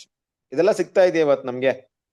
ದೇವ್ರ ಮಕ್ಳು ಇವತ್ತು ಕ್ಲಾಸ್ ನಮ್ಗೆ ಸಿಗ್ತಾ ಇರೋದು ಇಲ್ವೇ? ನಾವೆಲ್ಲರೂ ಒಂದ್ ಕಡೆ ಗೆದರ್ ಆಗೋದು, ದೇವ್ರ ಮಕ್ಕಳ ಜೊತೆಗಿರುವಂತ ಒಂದು ಐಕ್ಯತೆ, ಏನಕ್ಕೋಸ್ಕರ ಇದೆಲ್ಲ ಕೊಡಲ್ಪಡ್ತಾ ಇರೋದು ಇವತ್ತು? ದೇವರ ಉದ್ದೇಶ ಏನಿದೆ, ನಮ್ಮ ಉದ್ದೇಶ ಏನಿದೆಯೋ ದೇವರೇ ಇದು ನಮ್ಗೆ ಕೊಡ್ತಾ ಇದಾರೆ ಅಂದ್ಮೇಲೆ ದೇವ್ರ ಉದ್ದೇಶ ಏನು? ಯಾಕೆ ಅಂದ್ರೆ, ತಂದೆಯ ದೇವರು ತನ್ನ ಮಗನ ಕರ್ತನಾದ ಯೇಸು ಕ್ರಿಸ್ತನಿಗೆ ಮದುವೆ ಮಾಡೋದ್ರಲ್ಲಿ ತುಂಬಾ ಸೀರಿಯಸ್ ಆಗಿದ್ದಾರೆ. ನಿಮ್ ಮಕ್ಳಿಗೆ ಮದುವೆ ಮಾಡಿಸ್ಬೇಕಾದ್ರೆ ಹುಡುಗನಿಗೆ ಹುಡುಗಿ ನೋಡಿರ್ತೀರ ಅಂತ ತಿಳ್ಕೊಳ್ಳಿ. ಈಗ ಸಮಯ ಬಂತು, ವಿವಾಹದ ಸಮಯ ಬಂತು, ಇನ್ನೊಂದು 1 ತಿಂಗಳಿದೆ. ಹೆಂಗಿರ್ತೀರಾ ನೀವು? ಎಷ್ಟು ಬ್ಯುಸಿ ಆಗಿರ್ತೀರಾ? ನಿಮ್ ಕೆಲಸಗಳು, ಚಟುವಟಿಕೆಗಳು ಹೆಂಗಿರುತ್ತೆ? ಪತ್ರಿಕೆ ಕೊಡೋದೇನೋ, ಅವ್ರು ಎಲ್ರ ಮನೆಗೆ ಹೋಗಿರೋದೇನೋ, ಲಿಸ್ಟ್ ಹಾಕಿ ಯಾರನ್ನ ಕರಿಬೇಕು, ಯಾರನ್ನ ಇನ್ವೈಟ್ ಮಾಡ್ಬೇಕು, ಮತ್ತೆ ಬಟ್ಟೆಗಳು ತೆಗಿಬೇಕು, ಎಂತ ಹಾಲ್ ಬುಕ್ ಮಾಡ್ಬೇಕು, ಎಂತ ಆಹಾರವನ್ನ ಸಿದ್ಧತೆ ಮಾಡ್ಬೇಕು, ಯಾವ ರೀತಿ ಆರ್ಗನೈಸ್ ಮಾಡ್ಬೇಕು, ಎಲ್ಲವನ್ನ ಪ್ಲಾನ್ ಮಾಡ್ತೀವಿ. ಎಷ್ಟು ಒಂದು ತುರಾತುರಿಯಾಗಿ ನಾವು ಒಂದು ಪ್ಲಾನ್ ಮಾಡಿ ಕೆಲವೊಂದು ವಿಷಯ ಮಾಡ್ತೀವಿ. ಯಾಕಂದ್ರೆ ಈ ಸಾಮಾನ್ಯವಾದಂತ ಮದುವೆಗೆ ಈ ರೀತಿ ಇರ್ಬೇಕಾದ್ರೆ, ತಂದೆಯ ದೇವ್ರು ತನ್ನ ಮಗನ ಮದುವೆ ಮಾಡಕ್ ಹೊರಟಿದಾರೆ ಅಂದ್ಮೇಲೆ ಅದರ ಪ್ರಿಪರೇಷನ್ ಎಷ್ಟ್ರ ಮಟ್ಟಿಗೆ ಇರ್ಬೇಕು. ಆ ಪ್ರಿಪರೇಷನ್ ಇವತ್ತು ನಮ್ಗೆಲ್ಲ ಸತ್ಯ ಕೊಟ್ಟು ಮೊದಲಿಗಿತ್ತಿನ ಪ್ರಿಪೇರ್ ಮಾಡುವಂತ ಒಂದು ಕೆಲಸ ಕೂಡ ನಡೀತಾ ಇದೆ. ಒಂದ್ ಕಡೆ ಮೊದಲಿಗಿತ್ತಿ ಬೇಕು ಅಲ್ವಾ? ಎಲ್ಲ ಪ್ರಿಪೇರ್ ಆಗಿ ಹುಡುಗ ರೆಡಿ ಆಗಿದ್ದಾನೆ, ಮದ್ವೆ ಮನೆ ಇದೆ, ಅಡಿಗೆ ಇದೆ, ಎಲ್ರು ಬಂದಿದ್ದಾರೆ, ಹುಡುಗಿನೇ ಇಲ್ಲ ಅಂದ್ಮೇಲೆ ಮದುವೆ ಹೆಂಗ್ ನಡೆಯುತ್ತೆ? ದೇವರ ಮೊದಲನೇ ಇಂಪಾರ್ಟೆನ್ಸ್ ಮೊದಲಿಗಿತ್ತಿನ ರೆಡಿ ಮಾಡ್ಬೇಕು. ಆ ಮೊದಲಿಗಿತ್ತಿ ರೆಡಿ ಮಾಡೋದಕ್ಕೆ, ಆ ಒಂದು ವಸ್ತ್ರವನ್ನ ಅಲಂಕಾರ ಮಾಡ್ಕೊಳ್ಳೋದಕ್ಕೆ ನಮ್ಗೆ ಇಷ್ಟೊಂದು ಅವಕಾಶಗಳು ಕೊಡಲ್ಪಡ್ತಾ ಇರೋದು. ನಾಲೆಜ್ ಕೊಡಲ್ಪಡ್ತಾ ಇದೆ, ಕ್ಲಾಸ್ಗಳಲ್ಲಿ ಹಲವಾರು ವಿಷಯಗಳು ಕೊಡಲ್ಪಡ್ತಿದೆ. ಯಾರು ಹೆಂಗ್ ತಗೊಳ್ತಿರೋ ಅದು ಅವರ ಮಟ್ಟಿಗೆ. ಎಷ್ಟು ಸೀರಿಯಸ್ ಆಗಿ ಕೆಲವರು ತಗೊಂಡು ಒಂದೊಂದು ವಾಕ್ಯವನ್ನ ಕೇಳಿ, ಹೌದಪ್ಪ ಈ ವಾಕ್ಯದಲ್ಲಿ ಇಷ್ಟು ಸೀರಿಯಸ್ನೆಸ್ ಇತ್ತು, ಇದು ತುಂಬಾ ಇಂಪಾರ್ಟೆಂಟ್ ಆಗಿತ್ತು, ನಾನು ಈ ತರ ನನ್ನ ಪ್ರಿಪೇರ್ ಮಾಡ್ಕೊಬೇಕು ಅಂದ್ಬಿಟ್ಟು ಯಾರ ಆ ವಿಷಯಗಳನ್ನ ಯಾವ ಮಟ್ಟಿಗೆ ಮನಸ್ಸಲ್ಲಿ ತಗೊಳ್ತಾರೋ ಅಷ್ಟ್ರ ಮಟ್ಟಿಗೆ ಪ್ರಿಪೇರ್ ಆಗ್ತಾರೆ. ಕರೆಕ್ಟ್ ಅಲ್ವಾ? ಇಲ್ಲಿ ಹೊರಡೆ ಕರೆದಿರೋರು ಎಲ್ರು ಕೂಡ ಮೊದಲಿಗಿತ್ತಿ ಆಗಲ್ಲ. ಈ ಭಾಗ ಮಾತಾಡ್ತಿರೋದು ಕ್ರಿಸ್ತನ ಪ್ರಿಯ ಸಹೋದರರೇ, ಯಾರ ಬಗ್ಗೆ ಮಾತಾಡ್ತಾ ಇದೆ? ಹಣಜಿ ವರ್ಗದವರು ಮೊದಲೇ ಹೊರಟೋಗ್ಬಿಟ್ಟಿದ್ದಾರೆ. ಬುದ್ಧಿವಂತ ಸ್ತ್ರೀಯರು ಕೂಡ, ಬುದ್ಧಿ ಇಲ್ಲದ ಸ್ತ್ರೀಯರು ಕೂಡ ಮೊದಲೇ ಹೋಗ್ಬಿಟ್ಟಿದ್ದಾರೆ, ಈಚೆ ಇದ್ದಾರೆ. ಅವರು ಬಾಗ್ಲೋಡನೆ ಬರ್ಲಿಲ್ಲ. ಈ ಮದ್ವೆ ಮನೇಲಿ ಇರೋರು ಯಾರಪ್ಪ ಈಗ? ಬುದ್ಧಿಯುಳ್ಳ ಕನ್ಯೆಯರ ಬಗ್ಗೆನೇ ಇದು ಮಾತಾಡ್ತಾ ಇರೋದು. ಇದು ಯಾವ ರೀತಿ ಬಂದ್ಬಿಡುತ್ತೆ ಟಾಪಿಕ್ ಅಂದ್ರೆ, ಬಾಬಿಲೋನಿಂದ ಒಂದು ಪ್ರಿಪರೇಷನ್ ಆಯ್ತು, ಹಣಜಿ ಮತ್ತೆ ಗೋಧಿ. ಅಲ್ಲಿಂದ ಬಂದಂತ ಗೋಧಿ ವರ್ಗದಲ್ಲಿ 2 ಭಾಗ ಇದೆ. ಒಂದು ಬುದ್ಧಿ ಇಲ್ಲದ ಕನ್ಯೆಯರು, ಬುದ್ಧಿವಂತ ಕನ್ಯೆಯರು. ಅಲ್ಲೊಂದು ಪ್ರಿಪರೇಷನ್ ಆಯ್ತು, ಬುದ್ಧಿ ಇಲ್ಲದ ಕನ್ಯೆಯರು ಸಪರೇಟ್ ಆಗ್ಬಿಟ್ರು. ಮತ್ತೆ ಬಂದ್ಮೇಲೆ ಇದ್ರಲ್ಲೂ ಕೂಡ ಬುದ್ಧಿವಂತ ಕನ್ಯೆಯರಲ್ಲಿ ಯಾರು ಹೆಚ್ಚು ಕ್ರಿಸ್ತನನ್ನ ಮೆಚ್ಚುವಂತ ರೀತಿಯಲ್ಲಿ ಅಲಂಕಾರ ಮಾಡ್ಕೊಳ್ತಾರೆ ಅನ್ನೋದು ಇನ್ನೊಂದು ಟೆಸ್ಟ್ ಅಲ್ವಾ? ಯೋಚನೆ ಮಾಡ್ರಿ. ಈಗ ನಾವು ಹೆಣ್ಣು ಮಕ್ಕಳು ಇರ್ಬೋದು, ಗಂಡ ಮಕ್ಕಳು ಇರ್ಬೋದು, ಸಹೋದರ ಸಹೋದರಿ ಇರ್ಬೋದು, ಪ್ರತಿಯೊಬ್ರು ಕೂಡ ಮದ್ವೆ ನಾವ್ ಆಗಿರೋರು ನಮ್ಗೆ ಗೊತ್ತು. ನಮ್ ನೆನಪಿದ್ರೆ ಮದ್ವೆ ಸಮಯದಲ್ಲಿ ನಾನು ಎಷ್ಟು ಮಟ್ಟಿಗೆ ನಾನು ಎಲ್ಲರ ಮುಂದೆ ಚೆನ್ನಾಗಿ ಕಾಣ್ಬೇಕಂದ್ಬಿಟ್ಟು ಆ ದಿನ ತುಂಬಾ ಸ್ಪೆಷಲ್. ಬೇರೆ ದಿನ ಹೆಂಗಿದ್ರು ನಾವು ಅಲಂಕಾರವಾಗಿರೋದಕ್ಕೆ ನಮ್ ಡ್ರೆಸ್ ಕೋಡು, ನಮ್ ಮೇಕಪ್ ಎಲ್ಲ ಕೂಡ ಎಷ್ಟು ಚೆನ್ನಾಗಿ ಮಾಡ್ಕೊಬೇಕು. ಯಾಕಂದ್ರೆ ಎಲ್ರು ನೋಡ್ತಾರೆ, ಎಲ್ಲರ ಕಣ್ಣು ನಮ್ಮ ಮೇಲೆ ಇರುತ್ತೆ. ಮದ್ವೆ ದಿನದಲ್ಲಿ ನಾವೇ ತುಂಬಾ ಮುಖ್ಯವಾದವರು. ಮಿಕ್ಕಿದವರೆಲ್ಲ ನಮ್ಮ ಮದ್ವೆನ ಒಳ್ಳೇದ್ ನಡ್ಬೇಕಂತ ಬಯಸುವರಷ್ಟೇ ಬಂದಿರ್ತಾರೆ, ನಾವು ಆಹ್ವಾನ ಮಾಡಿದ್ರು ಬಂದಿರ್ತಾರೆ. ಯಾಕಂದ್ರೆ ಪ್ರಿಪರೇಷನ್ ಎಷ್ಟ್ರ ಮಟ್ಟಿಗೆ ಇರುತ್ತೆ. ಈಗ ಯೋಚನೆ ಮಾಡ್ರಿ, ಒಂದ್ ವೇಳೆ ನನ್ ಡ್ರೆಸ್ ಕೋಡ್ ಚೆನ್ನಾಗಿಲ್ದ ಅಲ್ಲಿ ನಿಂತ್ಕೊಂಡ್ಬಿಟ್ರೆ ಅಲ್ವಾ, ತಲೆಗಿಲ್ಲ ಕ್ಲೀನ್ ಆಗಿ ಬಾಚ್ದೆ ನಿಂತ್ಕೊಂಡ್ಬಿಟ್ರೆ, ಹುಡುಗಿ ಕೂಡ ನಿಂತ್ಕೊಬೇಕಾದ್ರೆ ಅವಳ ಡ್ರೆಸ್ ಕೋಡ್ ಚೆನ್ನಾಗಿಲ್ದೆ ಸರಿಯಾಗಿ ಅಲಂಕಾರ ಮಾಡದೆ ನಿಂತ್ಕೊಂಡ್ಬಿಟ್ರೆ ನೋಡೋರ್ಗೆ ಹೆಂಗ್ ಕಾಣಿಸುತ್ತೆ? ಚೆನ್ನಾಗಿರುತ್ತಾ? ಅದನ್ನೇ ತಾನೆ ಯಾವತ್ತು ನೋಡಿದ ರೀತಿಲಿ ಅವತ್ತು ನಮ್ಮನ್ನ ನೋಡ್ತಾರೆ ಜನ. ಯಾವತ್ತು ಕೂಡ ನಮ್ಮನ್ನ ಆ ರೀತಿ ನೋಡಿರಲ್ಲ. ನಮ್ಮನ್ನ ಸಾಧಾರಣವಾಗಿ ನೋಡಿರ್ತಾರೆ, ಬಟ್ ಮದ್ವೆ ದಿನ ಹೆಂಗ್ ನೋಡಿರ್ತಾರೆ ನಮ್ಮನ್ನ? ಹುಡುಗ ಹುಡುಗಿ, ಗಂಡು ಹೆಣ್ಣು ಹೇಗಿದ್ದಾರೆ, ಎಷ್ಟು ಲಕ್ಷಣವಾಗಿದ್ದಾರೆ, ಪ್ರತಿಯೊಂದನ್ನು ಕೂಡ ಗಮನಿಸೋರಾಗಿರ್ತಾರೆ. ಕರೆಕ್ಟಾ? ಈಗ ಹೇಳೋದೇ ಬೇಕಾಗಿಲ್ಲ, ಎಲ್ಲಾ ಕಡೆ ಟಿವಿ ಹಾಕ್ಬಿಡ್ತಾರೆ, ಕ್ಯಾಮ್ರಾ ಹಾಕ್ಬಿಡ್ತಾರೆ, ಮೊಬೈಲ್ ವಿಡಿಯೋ ಫೋಟೋ ಇಂಥದೆಲ್ಲ ತಗೊಂಡು ಫೋಟೋ ಎಲ್ಲ ಇಟ್ಕೊಂಡು ನಮ್ಗೆ ಆಲ್ಬಮ್ ಮಾಡಿ ಕೊಟ್ಬಿಡ್ತಾರೆ ಮದುವೆ ಇದ್ರಲ್ಲಿ. ನಾವು ಆಮೇಲೆ ಮದ್ವೆ ಆದ್ಮೇಲೆ ನೋಡ್ಕೊಂತೀವಿ ಆಲ್ಬಮ್ನ. ನೋಡ್ದಾಗ ಅವಾಗ ಫೀಲ್ ಮಾಡ್ಕೊಳ್ತೀವಿ, ಅಯ್ಯೋ ಏನಪ್ಪ ಹಿಂಗ್ ರೆಡಿ ಆಗ್ಬಿಟ್ಟಿದೀನಿ, ಏನ್ ಡ್ರೆಸ್ ಕೋಡ್ ಹಿಂಗಿದೆ, ಯಾಕೆ ನಾನು ಚೆನ್ನಾಗಿ ಇದಾಗ್ಲಿಲ್ಲ, ಇದ್ರಲ್ಲಿ ಚೆನ್ನಾಗಿ ಕಾಣಿಸಿಲ್ಲ. ನಮ್ಗೆ ಕೆಲವೊಂದು ಟೈಮಲ್ಲಿ ಇದೆಲ್ಲ ನಮ್ಗೆ ಎಕ್ಸ್ಪೀರಿಯನ್ಸ್ ಆಗಿರ್ಬೋದು. ಯೋಚನೆ ಮಾಡಿ ಕ್ರಿಸ್ತನ ಪ್ರೀತಿಯ ಸರಿದೆ, ಇಷ್ಟೆಲ್ಲ ವಿಷಯಗಳು ಈ ಪ್ರಪಂಚಕ್ಕೆ ಸಂಬಂಧಪಟ್ಟಂತ ವಿಷಯಗಳಾಗಿರ್ಬೇಕಾದ್ರೆ ದೇವರು ತನ್ನ ಮಗನಿಗೆ ಮೊದಲಿಗೆ ನೋಡ್ತಾರೆ ಅಂದ್ರೆ ಖಂಡಿತವಾಗ್ಲೂ ನಾವೆಲ್ಲರೂ ನೋಡುವಂತ ಹೊರನೋಟದ ಒಂದು ಅಲಂಕಾರವನ್ನ ದೇವ್ರು ನೋಡ್ತಾ ಇಲ್ಲ, ಬಟ್ ಒಳಗಿನ ಅಲಂಕಾರವನ್ನ ಖಂಡಿತವಾಗ್ಲೂ ನೋಡ್ತಾರೆ. ದೇವರ ಒಂದು ಕ್ಯಾಮ್ರಾದಲ್ಲಿ, ದೇವರ ಒಂದು ಆ ಒಂದು ಇದು ಚಿತ್ರದಲ್ಲಿ ಇದು ನನ್ನ ಮಗನಿಗೆ ಸರಿಯಾದಂತ ಮೊದಲಿಗಿತ್ತೀಯ ಅನ್ನೋಂತ ರೀತಿಯಲ್ಲಿ 100% ಚೆಕ್ ಮಾಡ್ಬಿಡ್ತಾರೆ ದೇವ್ರು. ಇವಾಗ ನಮ್ಗೆಲ್ರೂ ಗೊತ್ತಿಲ್ಲಲ್ಲ, ನಮ್ಮ ಒಂದು ಜೀವನಗಳು ತಗೊಂಡಾಗ ಇವತ್ತಿನ ಲೈಫ್ ಸ್ಟೈಲ್ ಹಂಗೆ ಇದೆ, ಇವತ್ತಿನ ಜೀವನ ಶೈಲಿ ಹಂಗೆ ಇದೆ. ಯಾವ ರೀತಿ ಇದೆ? ಚೆನ್ನಾಗಿದ್ದಾನೆ ಹುಡುಗ, ಚೆನ್ನಾಗಿದ್ದಾನೆ ಹುಡುಗಿ ಅಂತ ನೋಡಿ ಎಲ್ಲ ನೋಡಿ ವಿಚಾರ ಮಾಡಿ ಮದ್ವೆ ಆದ್ರೂ ಕೂಡ ಅದ್ ನಿಂತ್ಕೊಂಡಿರಲ್ಲ ಮದ್ವೆ. ಆಮೇಲೆ ಗೊತ್ತಾಗುತ್ತೆ ಈ ವ್ಯಕ್ತಿ ಅಂತವ್ರು, ಆ ಹುಡುಗಿ ಅಂತ ಅಂದ್ಬಿಟ್ಟು. ಎಷ್ಟೋ ಮದುವೆಗಳು ಆ ರೀತಿ ಆಗಿರುತ್ತೆ, ಗೊತ್ತಿರಲ್ಲ. ಆದ್ರೆ ನಮ್ ತಂದೆದೇವ್ರು ಆ ತರ ಇರ್ತಾರ? ಒಂದೆಲ್ಲ ಏಸ್ಕಿಸ್ತೀನಿ ಮದುವೆ ಮಾಡಿಬಿಟ್ಮೇಲೆ ಅಯ್ಯೋ ಗೊತ್ತಿಲ್ದೆ ಈ ಹುಡುಗಿನ ನಿಂಗೆ ಕೊಟ್ಸ್ಬಿಟ್ನಲ್ಲಪ್ಪ, ಈ ಹುಡುಗಿ ಸರಿ ಇಲ್ಲ ಅನ್ನೋ ರೀತಿಯಲ್ಲಿ ದೇವ್ರು ಆಮೇಲೆ ಫೀಲ್ ಮಾಡ್ತಾರ? ಇಲ್ಲ ಏಸುಕ್ರಿಸ್ತನ ಆ ರೀತಿ ಮಾಡ್ತಾನ ಅಂದ್ರೆ ಖಂಡಿತ ಇಲ್ಲ. ಕ್ರಿಸ್ತನ ಪ್ರೀತಿಯ ಸರಿ, ಅದಕ್ಕಿಂತ ಮೊದ್ಲು ಮೊದಲಿಗಿತ್ತಿ ಅನ್ನೋನ್ನ 1000 ಸರಿ ಟೆಸ್ಟ್ ಮಾಡ್ಬಿಡ್ತಾರೆ. ಅದಕ್ಕೆ ಇಲ್ಲೊಂದು ಅಂತಿಮ ಸಿದ್ಧತೆ ಅಂತ ಒಂದಿದೆ, ಫೈನಲ್ ಪ್ರಿಪರೇಷನ್. ಫೈನಲ್ ಪ್ರಿಪರೇಷನ್ ಏನಪ್ಪಾ ಅಂದ್ರೆ ಎಂತಹ ನಿಜವಾಗ್ಲೂ ಕ್ಯಾರೆಕ್ಟರ್ ಇದಾರ ಇಲ್ವಾ ಅಂದ್ಬಿಟ್ಟು ಆ ಒಳಗಿನ ಅಲಂಕಾರ, ನಿಜವಾಗ್ಲೂ ಅಲಂಕಾರದಂತೆ ವೇಷನ ಅಂದ್ಬಿಟ್ಟು ಏನ್ ಮಾಡ್ತಾರೆ ದೇವ್ರು ಕ್ಲಿಯರ್ ಆಗಿ ನಮ್ಮನ್ನ ಏನ್ ಮಾಡ್ತಾರೆ ಟೆಸ್ಟ್ ಮಾಡ್ಬಿಡ್ತಾರೆ ಅಲ್ವಾ? ಆಗಿರ್ಬೇಕಾದ್ರೆ ಆ ಒಂದು ಪ್ರಿಪರೇಷನ್ ಹೆಂಗಿರುತ್ತೆ? ಮದ್ವೆ ಮನೆಯೊಳಗೆ ಬಂದಾಯ್ತು, ಈಗ ನಾವು ನೀತಿ ವಸ್ತ್ರನ ತಗೊಂಡು ಈಗೆಲ್ಲರೂ ನಾವು ಮದ್ವೆ ಮನೆಯೊಳಗೆ ಇದ್ದೀವಿ. ಈಗ ನಮ್ ಪ್ರಿಪರೇಷನ್ ನಡೀತಾ ಇದೆ. ಏನಕ್ಕೆ ಪ್ರಿಪರೇಷನ್ ಅಂದ್ರೆ ಮೊದಲಿಗಿತ್ತಿ ಆಗೋದಕ್ಕೆ. ಈಗ ನಮ್ಮ ಯೋಚನೆಗಳೆಲ್ಲ ಹೆಂಗಿರುತ್ತೆ? ನಾವ್ ಯಾವ್ದ್ರ ಬಗ್ಗೆ ತುಂಬಾ ಯೋಚನೆ ಮಾಡ್ತೀವಿ ಅಲ್ವಾ? ಒಂದು ಹುಡುಗಿ ಮದ್ವೆ ಆಗುವಂತ ಸನ್ನಿವೇಶದಲ್ಲಿ ಇರ್ಬೇಕಾದ್ರೆ ಯಾವ್ದ್ರ ಬಗ್ಗೆ ಜಾಸ್ತಿ ಯೋಚನೆ ಮಾಡ್ತಾರೆ? ನನ್ ಕೆಲಸ ಹೆಂಗಿದೆ, ನನ್ ವರ್ಕ್ ಅಲ್ಲಿ ಯಾವ ತರ ಪ್ಲಾನ್ ಮಾಡ್ಬೇಕು ಆತರ ಯೋಚನೆ ಮಾಡ್ತಾರ? ಇಲ್ಲ ನಮ್ ಫ್ರೆಂಡ್ಸ್ ಜೊತೆಲ್ಲ ನಾವ್ ಎಲ್ಲಿ ಹೋಗೋಣ ಆತರ ಪ್ಲಾನ್ ಮಾಡ್ತಾರ? ಹೆಚ್ಚಾಗಿ ಅವ್ರು ಪ್ಲಾನ್ ಮಾಡೋದು ಏನ್ ಗೊತ್ತಾ? ತನ್ನ ಗಂಡನಿಗೆ ಹೇಗೆ ಮೆಚ್ಚುಗೆಯಾಗಿ ನಡಿಬೇಕು, ತನ್ನ ಗಂಡನ ಮುಂದಿನ ಪ್ಲಾನ್ ಏನು, ಅವರ ವಿಷಯಗಳೇನು, ಇದ್ರ ಬಗ್ಗೆ ಯೋಚನೆ ಮಾಡೋ ಪ್ರಕಾರ ನಮ್ಮ ಮೊದಲಿಂಗನಾಗಿರುವಂತ ಕಥನದ ಯೇಸುಕ್ರಿಸ್ತನ ಕಂಪ್ಲೀಟ್ ಪ್ಲಾನ್ ಪಿಕ್ಚರ್ ನಮ್ ಮುಂದೆ ಇದೆ. ಏನಪ್ಪಾ ಇದೆ ನಮ್ಮ ಮುಂದೆ? 1000 ವರ್ಷ ಆಳ್ವಿಕೆ ಇದೆ, ಲೋಕದ ಪುನರುತ್ಥಾನ ಇದೆ, ಮುಂದೆ ಬರುವಂತ ವೈಭವನ ಮುಂದೆ ಕಾಣಿಸ್ಕೊಳ್ತಾ ಇದೆ, ಇಡೀ ಲೋಕದಲ್ಲಿರುವಂತ ಅನ್ಯಾಯವನ್ನ ಕಿತ್ತು ಹಾಕುವಂತ ಕೆಲಸವನ್ನ ನಮ್ಮ ಮೊದಲಿಂಗನು ಆಲ್ರೆಡಿ ಮಾಡ್ತಿರುವಂತ ಕೆಲಸಗಳು ನಮ್ಮ ಮುಂದೆ ಇದೆ. ಇದೆಲ್ಲ ವಿಷಯಗಳು ಕೂಡ ನಮ್ಗೆ ತುಂಬಾ ಮುಖ್ಯ ತಾನೆ ನೋಡಿ. ಅದೇ ಪ್ರಿಪರೇಷನ್ ಇವತ್ತು ನಮ್ಗೆ. ನಮ್ಮ ರಾಜ್ಯಭಾರ ವಹಿಸಿದ್ದಾನೆ, ಕರ್ತನು ರಾಜ್ಯಭಾರ ವಹಿಸಿದ್ದಾನೆ ಅಂದ್ಬಿಟ್ಟು ಈ 3ನೇ ಸಂಪುಟದಲ್ಲಿರುವಂತ ಮಾಹಿತಿ ನಾವು ನೋಡ್ತಾ ಇದ್ವಿ. ಯಾರು ನೋಡ್ತಾ ಇರೋದು? ಏನಕ್ಕೋಸ್ಕರ ಈ ಟಾಪಿಕ್ ನಾವು ನೋಡ್ತಾ ಇರೋದು? ಮುಂದೆ ನನ್ನ ಮೊದಲಿಗಿತಿ ಆಗ್ಬೇಕಾಗಿರೋರು, ಅಂದ್ರೆ ನನಗೆ ಹೆಂಡತಿ ಆಗ್ಬೇಕಾಗಿರೋರು, ನಾನು ಈ ಪ್ರಪಂಚವನ್ನ ಹೇಗೆ ಆಳ್ವಿಕೆ ಮಾಡ್ತೀನಿ, ಏನೆಲ್ಲಾ ಮಾಡ್ಬೇಕನ್ನಂತ ವಿಷಯವನ್ನ ಮಾಹಿತಿ ಸ್ವಲ್ಪ ಆದ್ರೂ ಗೊತ್ತಿರ್ಬೇಕು ಅವ್ರಿಗೆ. ಇಲ್ಲದಿದ್ರೆ ನಮಗೇನು ಬೇಕು? ಈ ಒಂದು ಏನು ಪೊಲಿಟಿಕಲ್ ಸೈನ್ಸ್ ಅಂತೀವಲ್ಲ, ರಾಜಕೀಯ ಸಂಬಂಧಪಟ್ಟಂತ ಮಾಹಿತಿ ನಮಗೇನ್ ಬೇಕು? ದೇವರ ರಾಜ್ಯದ ಮಾಹಿತಿಗಳು ನಮಗೇನಕ್ ಬೇಕು? ನಮಗೆ ಏನಕ್ ಬೇಕು ಅಂದ್ರೆ ನಾವು ಆ ಮುಂದಿನ ಲೋಕದ ಬರಲಿರುವಂತ ಲೋಕಕ್ಕೆ ನಮ್ಮನ್ನ ನಂಬಿನೇ ದೇವ್ರ ಏನ್ ಮಾಡ್ತಿದ್ರ ಆ ದೊಡ್ಡ ಪ್ಲಾನ್ ಮಾಡ್ತಾ ಇದ್ರು. ಕರೆಕ್ಟ್ ಅಲ್ವಾ? ಪ್ರಿಪರೇಷನ್ ತುಂಬಾ ಮುಖ್ಯ. ಯೋಚನೆ ಮಾಡೋಣ, ಏನ್ ತುಂಬಾ ಯೋಚನೆ ಮಾಡ್ತೀವಿ ಇವತ್ತು ನಾವು.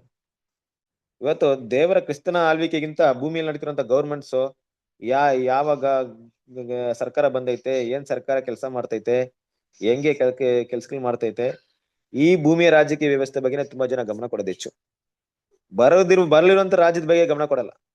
ಈ ಭೂಮಿಯಲ್ಲಿ ಯಾರೋ ಒಬ್ಬ ಬಂದಿರ್ತಾರೆ ಅಂತ ಇಟ್ಕೊಳ್ಳಿ, ಅವ್ರ ಆಳ್ವಿಕೆ ಹೆಂಗ್ ಮಾಡ್ತಾರೆ, ಏನ್ ಮಾಡ್ತಾರೆ? ಕ್ರಿಸ್ತನ ಪ್ರೀತಿಯ ಸರಸರಿರೆ, ನಾವು ಈ ರೀತಿ ಆಳ್ವಿಕೆ ಮಾಡ್ಬೇಕಂತ ಟ್ರೈನಿಂಗ್ ನ ಇವತ್ತು ನಮ್ ದೇವ್ರು ಕೊಡ್ತಾ ಇರ್ಬೇಕಾದ್ರೆ ದೇವ್ರ ಮಕ್ಳು ಏನ್ ಮಾಡೋಣ? ಹೆಚ್ಚಾಗಿ ಅದ್ರ ಬಗ್ಗೆ ಗಮನ ಕೊಡೋಣ. ಹಾಗಂತ ದೇವ್ರ ಮಕ್ಳು ಇವತ್ತು ಏನು ಗೊತ್ತಿಲ್ಲದೆ ಇರ್ಬೇಕಂತಲ್ಲ, ಬಟ್ ಅದ್ರಲ್ಲೇ ಮುಳುಗಿರೋದು, ಅದಕ್ಕೆ ಜಾಸ್ತಿ ಪ್ರಾಮುಖ್ಯತೆ ಕೊಡೋದು ನಮ್ಮ ವಿಷಯಗಳಲ್ಲ. ಏನೋ ಮಾಹಿತಿ ಬಂದಿರುತ್ತೆ, ಈ ರೀತಿ ಆಗಿದೆಪ್ಪ, ಈ ರೀತಿ ಸರ್ಕಾರಗಳು ಬಂದಿದೆ, ತಿಳ್ಕೊಳ್ಳೋದು ಒಂದ್ ಕಡೆ, ಬಟ್ ನಿಜವಾಗ್ಲೂ ನಮ್ಮ ಗಮನ ಸಂಪೂರ್ಣವಾಗಿ ಎಲ್ಲಿರ್ಬೇಕು? ನಾವು ಮುಂದೆ ಬರುವಂತ ಲೋಕಕ್ಕೆ ರಾಜರಾಗಿದ್ದೀವಿ. ಯೋಚನೆ ಮಾಡ್ರಿ.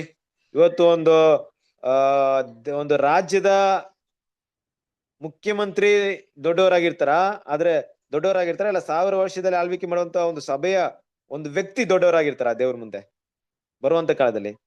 ಅಧಿಕಾರವನ್ನ ಗಮನದಲ್ಲಿ ಇಟ್ಟು ನೋಡಿದಾಗ, ಅವ್ರಿಗಿರುವಂತ ಬಲವನ್ನ ಕಂಪೇರ್ ಮಾಡಿದಾಗ, ಅವ್ರಿಗಿರುವಂತ ಜ್ಞಾನ, ಶಕ್ತಿ, ಪ್ರತಿಯೊಂದು ಆಡಳಿತ ವಿಷಯಗಳನ್ನ ಕಂಪೇರ್ ಮಾಡಿದಾಗ ಇವತ್ತಿನ ರಾಜಕೀಯ ವ್ಯವಸ್ಥೆ ಕ್ರಿಸ್ತನ ರಾಜ್ಯದ ಮುಂದೆ ಏನೂ ಇಲ್ಲ. ಯೋಚನೆ ಮಾಡ್ರಿ ಅಲ್ವಾ? ಕ್ರಿಸ್ತನ ಪ್ರೀತಿಯ ಇವತ್ತು ಸರ್ಕಾರವನ್ನ ಮಾಡಿ ಒಂದ್ ವೇಳೆ ಭೂಕಂಪ ಬಂದ್ಬಿಡ್ತು, ಆ ದೇಶದಲ್ಲಿ ಭೂಕಂಪ ಬಂದ್ಬಿಡ್ತು, ಆ ಒಂದು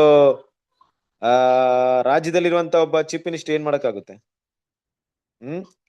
ಪ್ರಕೃತಿ ಮೇಲೆ ಆತನಿಗೆ ಅಧಿಕಾರ ಇದೆಯಾ? ಏನೋ ಬಂದ್ಬಿಡ್ತು, ಕೊರೋನಾ ವೈರಸ್ ಬಂದ್ಬಿಡ್ತು, ಏನ್ ಮಾಡ್ತಾರೆ? ನಾನಿದೀನಿ, ನಿಮ್ಮನ್ನೆಲ್ಲ ಕಾಪಾಡ್ತೀನಿ ಅಂತ ನಿಂತ್ಕೊಳಕ್ಕಾಗುತ್ತಾ?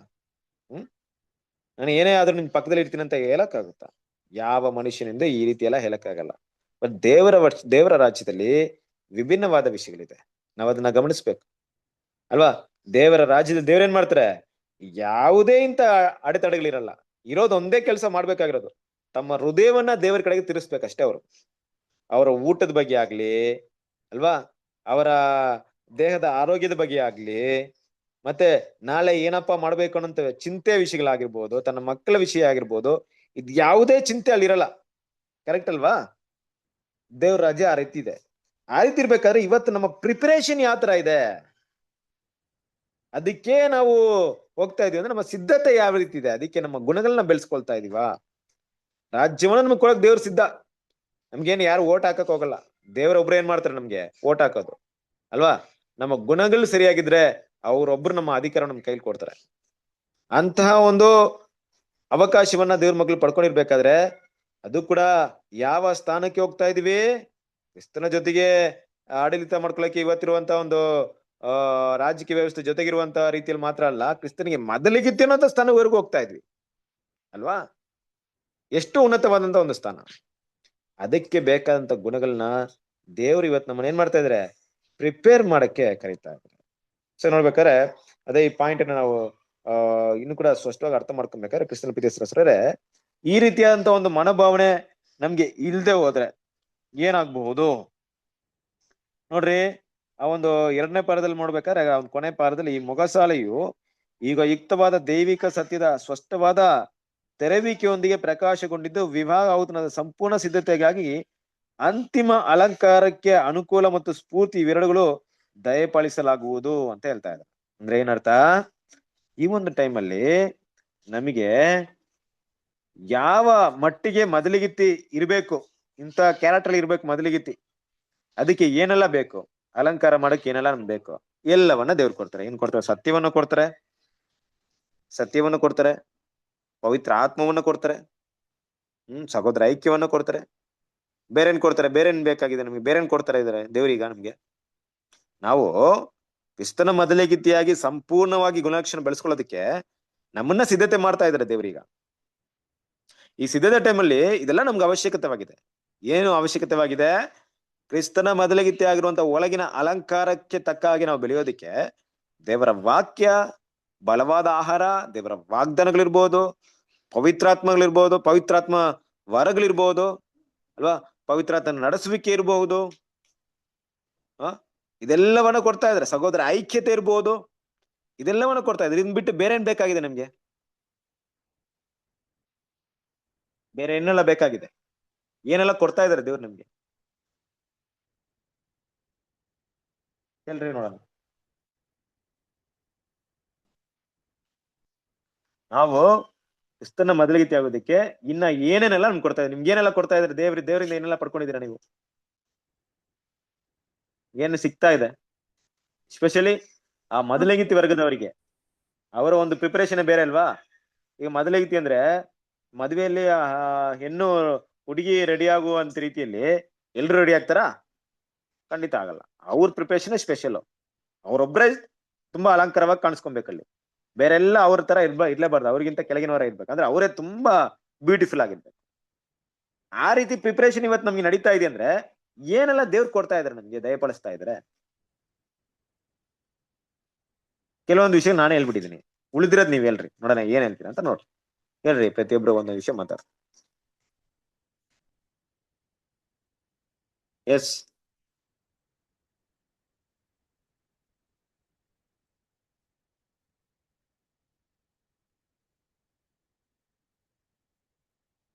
ಜ್ಞಾನ ಕೊಡ್ತಾರೆ ಬ್ರದರ್ ನಮ್ಗೆ. ಜ್ಞಾನವನ್ನ ಕೊಡ್ತಾರೆ. Very good. ಓಕೆ, ನಮ್ಗೆ ಜ್ಞಾನ ಕೊಡ್ತಾ ಇದ್ರೆ ಅಲ್ವಾ? ಸೊ ಒಂದು ರೀತಿಯಲ್ಲಿ ದೇವರ ಆತ್ಮದ ಮೂಲಕ ನಡೆಸ್ತಾರೆ. ಸತ್ಯದ ಆತ್ಮನ ಬಂದಾಗ ನಿಮ್ಗೆ ಸಕಲ ಸತ್ಯದಲ್ಲಿ ನಡೆಸ್ತಾರೆ. ಓಕೆ, ಜ್ಞಾನವನ್ನು ಕೊಡ್ತಾರೆ. Okay, good. ಬೇರೆ? ಕೃಪೆ ಕೊಡ್ತಾರೆ ಬ್ರದರ್. ಕೃಪೆ. Very good. ಕೃಪೆನ ಕೊಡ್ತಾ ಇದಾರೆ. ನಾವು ಕ್ರಿಸ್ತನ ಮೊದಲಿಗಿತ್ತಿ ಆಗೋದಕ್ಕೆ ಕೃಪೆ ಕೂಡ ನಮ್ಗೆ ತುಂಬಾ ಮುಖ್ಯ ಅಲ್ವಾ? ಇವತ್ತು ನಾವು ದೇವ್ರು ಎದು ನೋಡುವಂತ ಕ್ಯಾರೆಕ್ಟರ್ ಬೆಳೆಸ್ಕೊಳ್ಳಿಲ್ಲ ಅಂತ ಹೇಳಿದ ತಕ್ಷಣ ದೇವ್ರು ನಮ್ಗೆ ಶಿಕ್ಷೆ ಮಾಡ್ದೆ, ಆಯ್ತು ಇನ್ನೊಂದ್ ದಿನ ಅವಕಾಶ ಕೊಡ್ತೀನಿ ಮತ್ತೆ ಬೆಳೆಸ್ಕೊಂಬಿಟ್ಟು ಏನ್ ಮಾಡ್ತಾರೆ, ಮತ್ತೆ ಜ್ಞಾನವನ್ನ ಎಲ್ಲವನ್ನು ಕೊಟ್ಟು ಕೃಪೆನೂ ಕೂಡ ಕೊಡ್ತಾ ಇದಾರೆ. ಗುಡ್. ಬೇರೆ?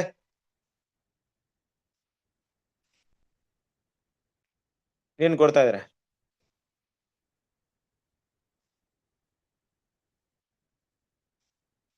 ಎಷ್ಟನ್ನ? ಇಷ್ಟು ಕೊಟ್ಟಿದ್ ಮಾತ್ರಕ್ಕೆ ನಾವು ಕ್ರಿಸ್ತನ ಮೊದಲಿಗೀತಿಯಾಗಿ ಬೆಳೆದು ಬಿಡ್ತೀವಾ? ಕ್ರಿಸ್ತನ ಪ್ರೀತಿ ಸರಸರಿದೆ. ಜೊತೆಗೆ ನಮ್ಗೆ ಬಾಧೆಗಳನ್ನು ಕೊಡ್ತಾರೆ, ಕಷ್ಟಗಳನ್ನು ಕೊಡ್ತಾರೆ ಅಲ್ವಾ? ಅನೇಕ ಶೋಧನೆಗಳು ಕೂಡ ನಮ್ಗೆ ಬರುತ್ತೆ. ನಾವು ಕ್ರಿಸ್ತನ ಸ್ವರೂಪದಲ್ಲಿ ಬೆಳೆಯೋದಕ್ಕೆ ಇದೆಲ್ಲ ತುಂಬಾ ಮುಖ್ಯ. ಇಷ್ಟೇ ಅಲ್ಲ, ದೇವ್ರ ಮಕ್ಕಳು ಅದಕ್ಕೆ ಇಲ್ಲಿ ಏನ್ ನೋಡ್ತೀವಿ ಅಂದ್ರೆ ಆ ಕಸೂತಿ ಕೆಲಸದ ಬಗ್ಗೆ ನೋಡ್ತೀವಿ. ಕಸೂತಿ ಕೆಲಸ ಏನಪ್ಪಾ ಅಂದ್ರೆ ದೇವ್ರು ಕೊಟ್ಟಿರುವಂತ ಜ್ಞಾನದಿಂದ ಆ ಒಂದು ಎಂಬ್ರಾಯ್ಡ್ರಿ ವರ್ಕ್ ಮಾಡ್ಬೇಕು. ಆ ನೀತಿ ವಸ್ತ್ರವನ್ನ ಅಲಂಕಾರವಾದಂತ ವಸ್ತ್ರವಾಗಿ ಮಾಡ್ಬೇಕು. ಅದೇ ನೀತಿ ವಸ್ತ್ರ ಹಾಕೊಂಡು ಹೋದ್ರೆ ಆಗಲ್ಲ. ಜರಿ ಕೆಲಸ, ಬುಡೇದಾರಿ ಕೆಲಸ ಅಂತ ಓದಿದ್ವಲ್ಲ, ಆ ಬುಡೇದಾರಿ ಕೆಲಸವನ್ನ ಮಾಡ್ಬೇಕು. ಯಾವ ರೀತಿ? ಯಾವ ರೀತಿ ಅಂದ್ರೆ ಕ್ರಿಸ್ತನ ಗುಣಗಳು ನಮ್ಮನ್ನ ರಿಫ್ಲೆಕ್ಟ್ ಆಗ್ಬೇಕು. ಆ ಡ್ರೆಸ್ ಅಲ್ಲಿ ಹಾಕೊಂಡು ನಿಂತ್ಕೊಂಡಾಗ ಏಸು ಕ್ರಿಸ್ತನ ಕಾಣಿಸ್ಕೊಬೇಕು, ಅಷ್ಟು ಅಲಂಕಾರವಾಗಿರ್ಬೇಕು, ಏಸು ಕ್ರಿಸ್ತನ ರಿಫ್ಲೆಕ್ಷನ್ ಆಗಿರ್ಬೇಕು. ಅದಕ್ಕೆ ನಿಮ್ಗೆ ಏನ್ ಕಸೂತಿ ಕೆಲಸ ಅಂದ್ರೆ ಏನು? ಆ ಸೂಜಿಯಿಂದ ಚುಚ್ಚಿ ಇದೆಲ್ಲ ಮೊದ್ಲೇ ಕೂಡ ನೋಡಿದೀವಿ ಅಲ್ವಾ? ಅಲಂಕಾರ ಮಾಡೋದಂದ್ರೆ ಏನಪ್ಪಾ ಅಂತಂದ್ರೆ ಅನೇಕ ಬಾಧೆಗಳಿಂದ, ಅನೇಕ ಸಂಕಟಗಳಿಂದ ಅಲ್ವಾ, ಅನೇಕ ವಿಷಯವಾಗಿ ಕಷ್ಟಾನುಭವಗಳ ಮೂಲಕವಾಗಿ ನಾವೇನಾಗ್ತೀವಿ, ಸಿದ್ಧಿಗೆ ಬರ್ತೀವಿ. ಕಷ್ಟಾನುಭವಗಳು ದೇವರಿಂದ ಬರ್ಬೇಕಾದ್ರೆ ಅದನ್ನ ಸಗಿಸ್ಕೊಳ್ಳುವಂತ ಭಾವನೆ ಇದೆ ನೋಡಿ, ಯಾವಾಗ್ಲೇ ಅಲಂಕಾರವಾಗೋದು ವಸ್ತ್ರ ಅಲ್ವಾ? ಯಾವುದೋ ಒಂದು ಸೂಜಿ ಚುಚ್ಚಬೇಕಾದ್ರೆ ಆ ಬಟ್ಟೆ ಏನಾದ್ರು ಅಯ್ಯೋ ನನ್ಗೆ ಚುಚ್ಚಬೇಡಿ, ನನಗೆ ತುಂಬಾ ನೋವ್ತಾ ಇದೆ ಅಂತ ಹೇಳಿದ್ರೆ ನಾವೇನೋ ಚುಚ್ಚಕ್ಕಾಗತ್ತಾ? ಬಟ್ ಅದಾಗಲ್ಲ, ತಾಳ್ಕೊಂಡಿರುತ್ತೆ. ಅಂದ್ರೆ ಅದಕ್ಕೆ ಜೀವ ಇಲ್ಲ ಬಿಡ್ರಿ. ನಮ್ಮ ಅರ್ಥದಲ್ಲಿ ಹೇಳ್ತಾರೆ, ನಮ್ಮ ಗುಣಗಳು ಇನ್ನು ಕ್ರಿಸ್ತನ ಸ್ವರೂಪಿ ಆಗ್ಬೇಕಾದ್ರೆ ಕಷ್ಟಾನುಭವದಿಂದಲೇ ಆಗುತ್ತೆ, ಸಂಕಟಗಳ ಮೂಲಕ, ಬಾಧೆಗಳ ಮೂಲಕ. ಇದೆಯಾ? ಬರ್ತಾ ಇದೆಯಾ? ಬರುವಂತ ಕಷ್ಟಗಳನ್ನ ಎಲ್ರೂ ಕಷ್ಟ ಬರ್ತಾ ಇದೆ ಕ್ರಿಸ್ತನ ಪ್ರೀತಿಯ ಸರಸರಿಯರೇ, ಬರಲ್ಲ ಅಂತಲ್ಲ, ಪ್ರತಿಯೊಬ್ರು ಬರ್ತಾ ಇದೆ. ಬಟ್ ಬರುವಂತ ವಿಷಯಗಳನ್ನ ಯಾವ ರೀತಿ ತಗೊಳ್ತೀವಿ ನಾವು, ಅದೇ ಅಲಂಕಾರ. ಗುಣಗುಡ್ತೀವಾ? ದೇವ್ರ ಮೇಲೆ ಇನ್ನೂ ನಂಬಿಕೆ ಹೆಚ್ಚು ಮಾಡ್ಕೊಳ್ತೀವ? ಕಷ್ಟಗಳು ಬಂದಾಗ ದೇವರ ಸನ್ನಿಧಿಗೆ ಓಡ್ತೀವ? ಇಲ್ಲ ಮನುಷ್ಯನ ದೂಷಿಸ್ತೀವ? ಇವರಿಂದನೇ ಈ ಕಷ್ಟ ನನ್ಗೆ ಬಂದಿರೋದು, ಇವರಿಂದ ನನಗೆ ಈ ತರ ಕಷ್ಟಗಳು ನಡೀತಾ ಇರೋದು, ಇಲ್ಲ ಬೇರೆಯವ್ರ ಮೇಲೆ ಆ ಒಂದು ಹೊರೆನ ಹಾಕ್ಬಿಡ್ತೀವ, ನಾನಂತೂ ಹೊರಲ್ಲ ಈ ಕಷ್ಟವನ್ನ, ನೀನೇ ಹೊತ್ಕೋ, ಇಲ್ಲ ನಾನು ಸಂಪೂರ್ಣ ಮನಸ್ಸಿಂದ ಅದನ್ನ ಸಗಿಸ್ಕೊಳ್ತೀನ? ಇದೆಲ್ಲ ಕೂಡ ನನ್ನ ಅಲಂಕಾರದ ಅಂತಿಮ ವಿಷಯವನ್ನ ನಿರ್ಧಾರ ಮಾಡುತ್ತೆ. ಕ್ರಿಸ್ತನಿಗೋಸ್ಕರ ಬರುವಂತ ಬಾಧೆಗಳನ್ನ ನಾನು ಎಷ್ಟರ ಮಟ್ಟಿಗೆ ಸಂತೋಷವಾಗಿ ಅಂಗೀಕರಿಸ್ತೀನಿ ಅನ್ನೋದ್ರ ಮೇಲೆ ಇರುತ್ತೆ ಕ್ರಿಸ್ತನ ಪ್ರೀತಿಯ ಸರಸರಿ.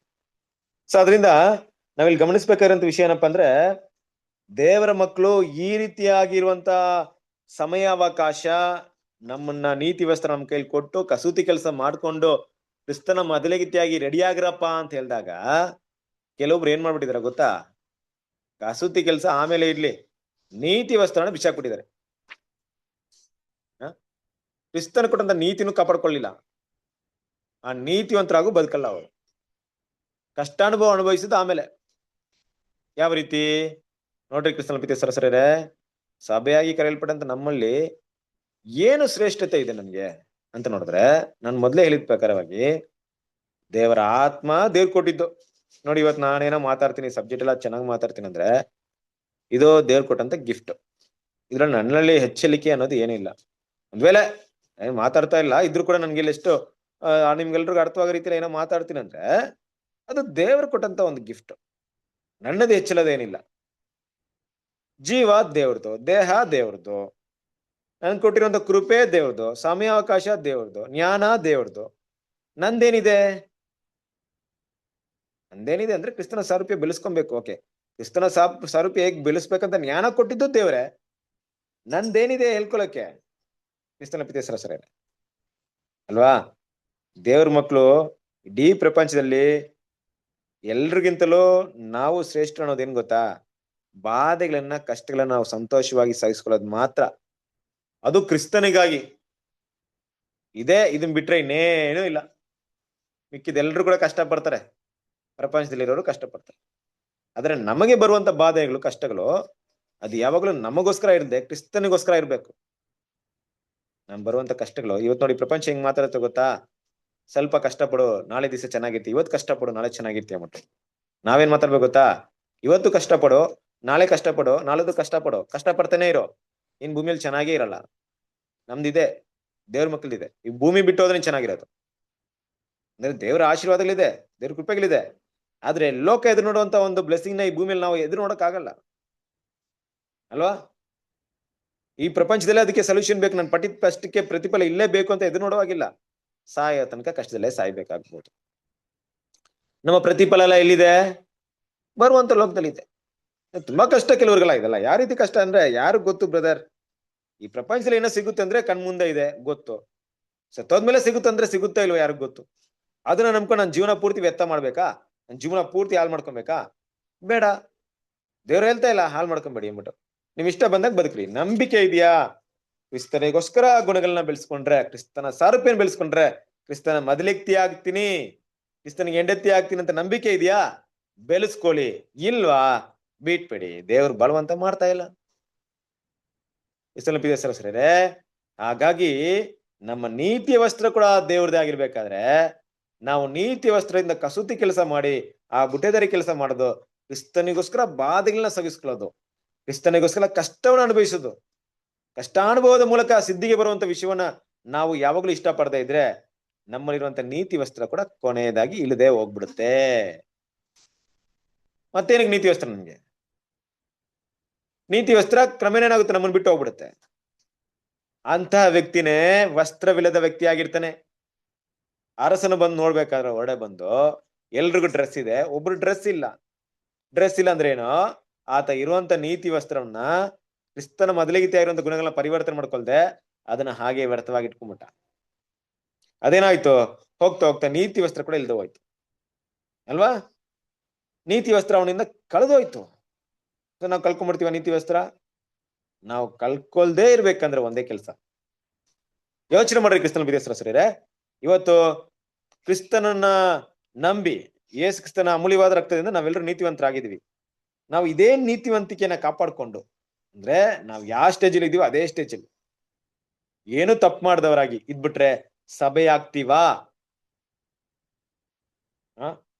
ಏನು ಪಾಪ ಮಾಡಿಲ್ಲ, ನೀತಿವಂತರಾಗಿ, ಇದಕ್ ಮುಂಚೆ ಮಾಡಿದಂತ ಯಾವುದೇ ಪಾಪ ಮಾಡಿಲ್ಲ, ಇನ್ಮೇಲೆ ನಾನೊಂದು ಪಾಪ ಮಾಡಲ್ಲ ಯಾಕಂದ್ರೆ ನೀತಿವಂತನಾಗಿದ್ದೀನಿ, ಇದನ್ನ ಸಾಯೋ ತನಕ ಕಾಪಾಡ್ಕೊಂಡ್ಬಿಡ್ತೀನಿ ಬ್ರದರ್ ಅನ್ಬಿಟ್ರೆ ಸಭೆ ಆಗ್ತೀವಾ? ಎಲ್ರಿ ಆಗ್ತೀವಾ? ಆಗಲ್ವಾ?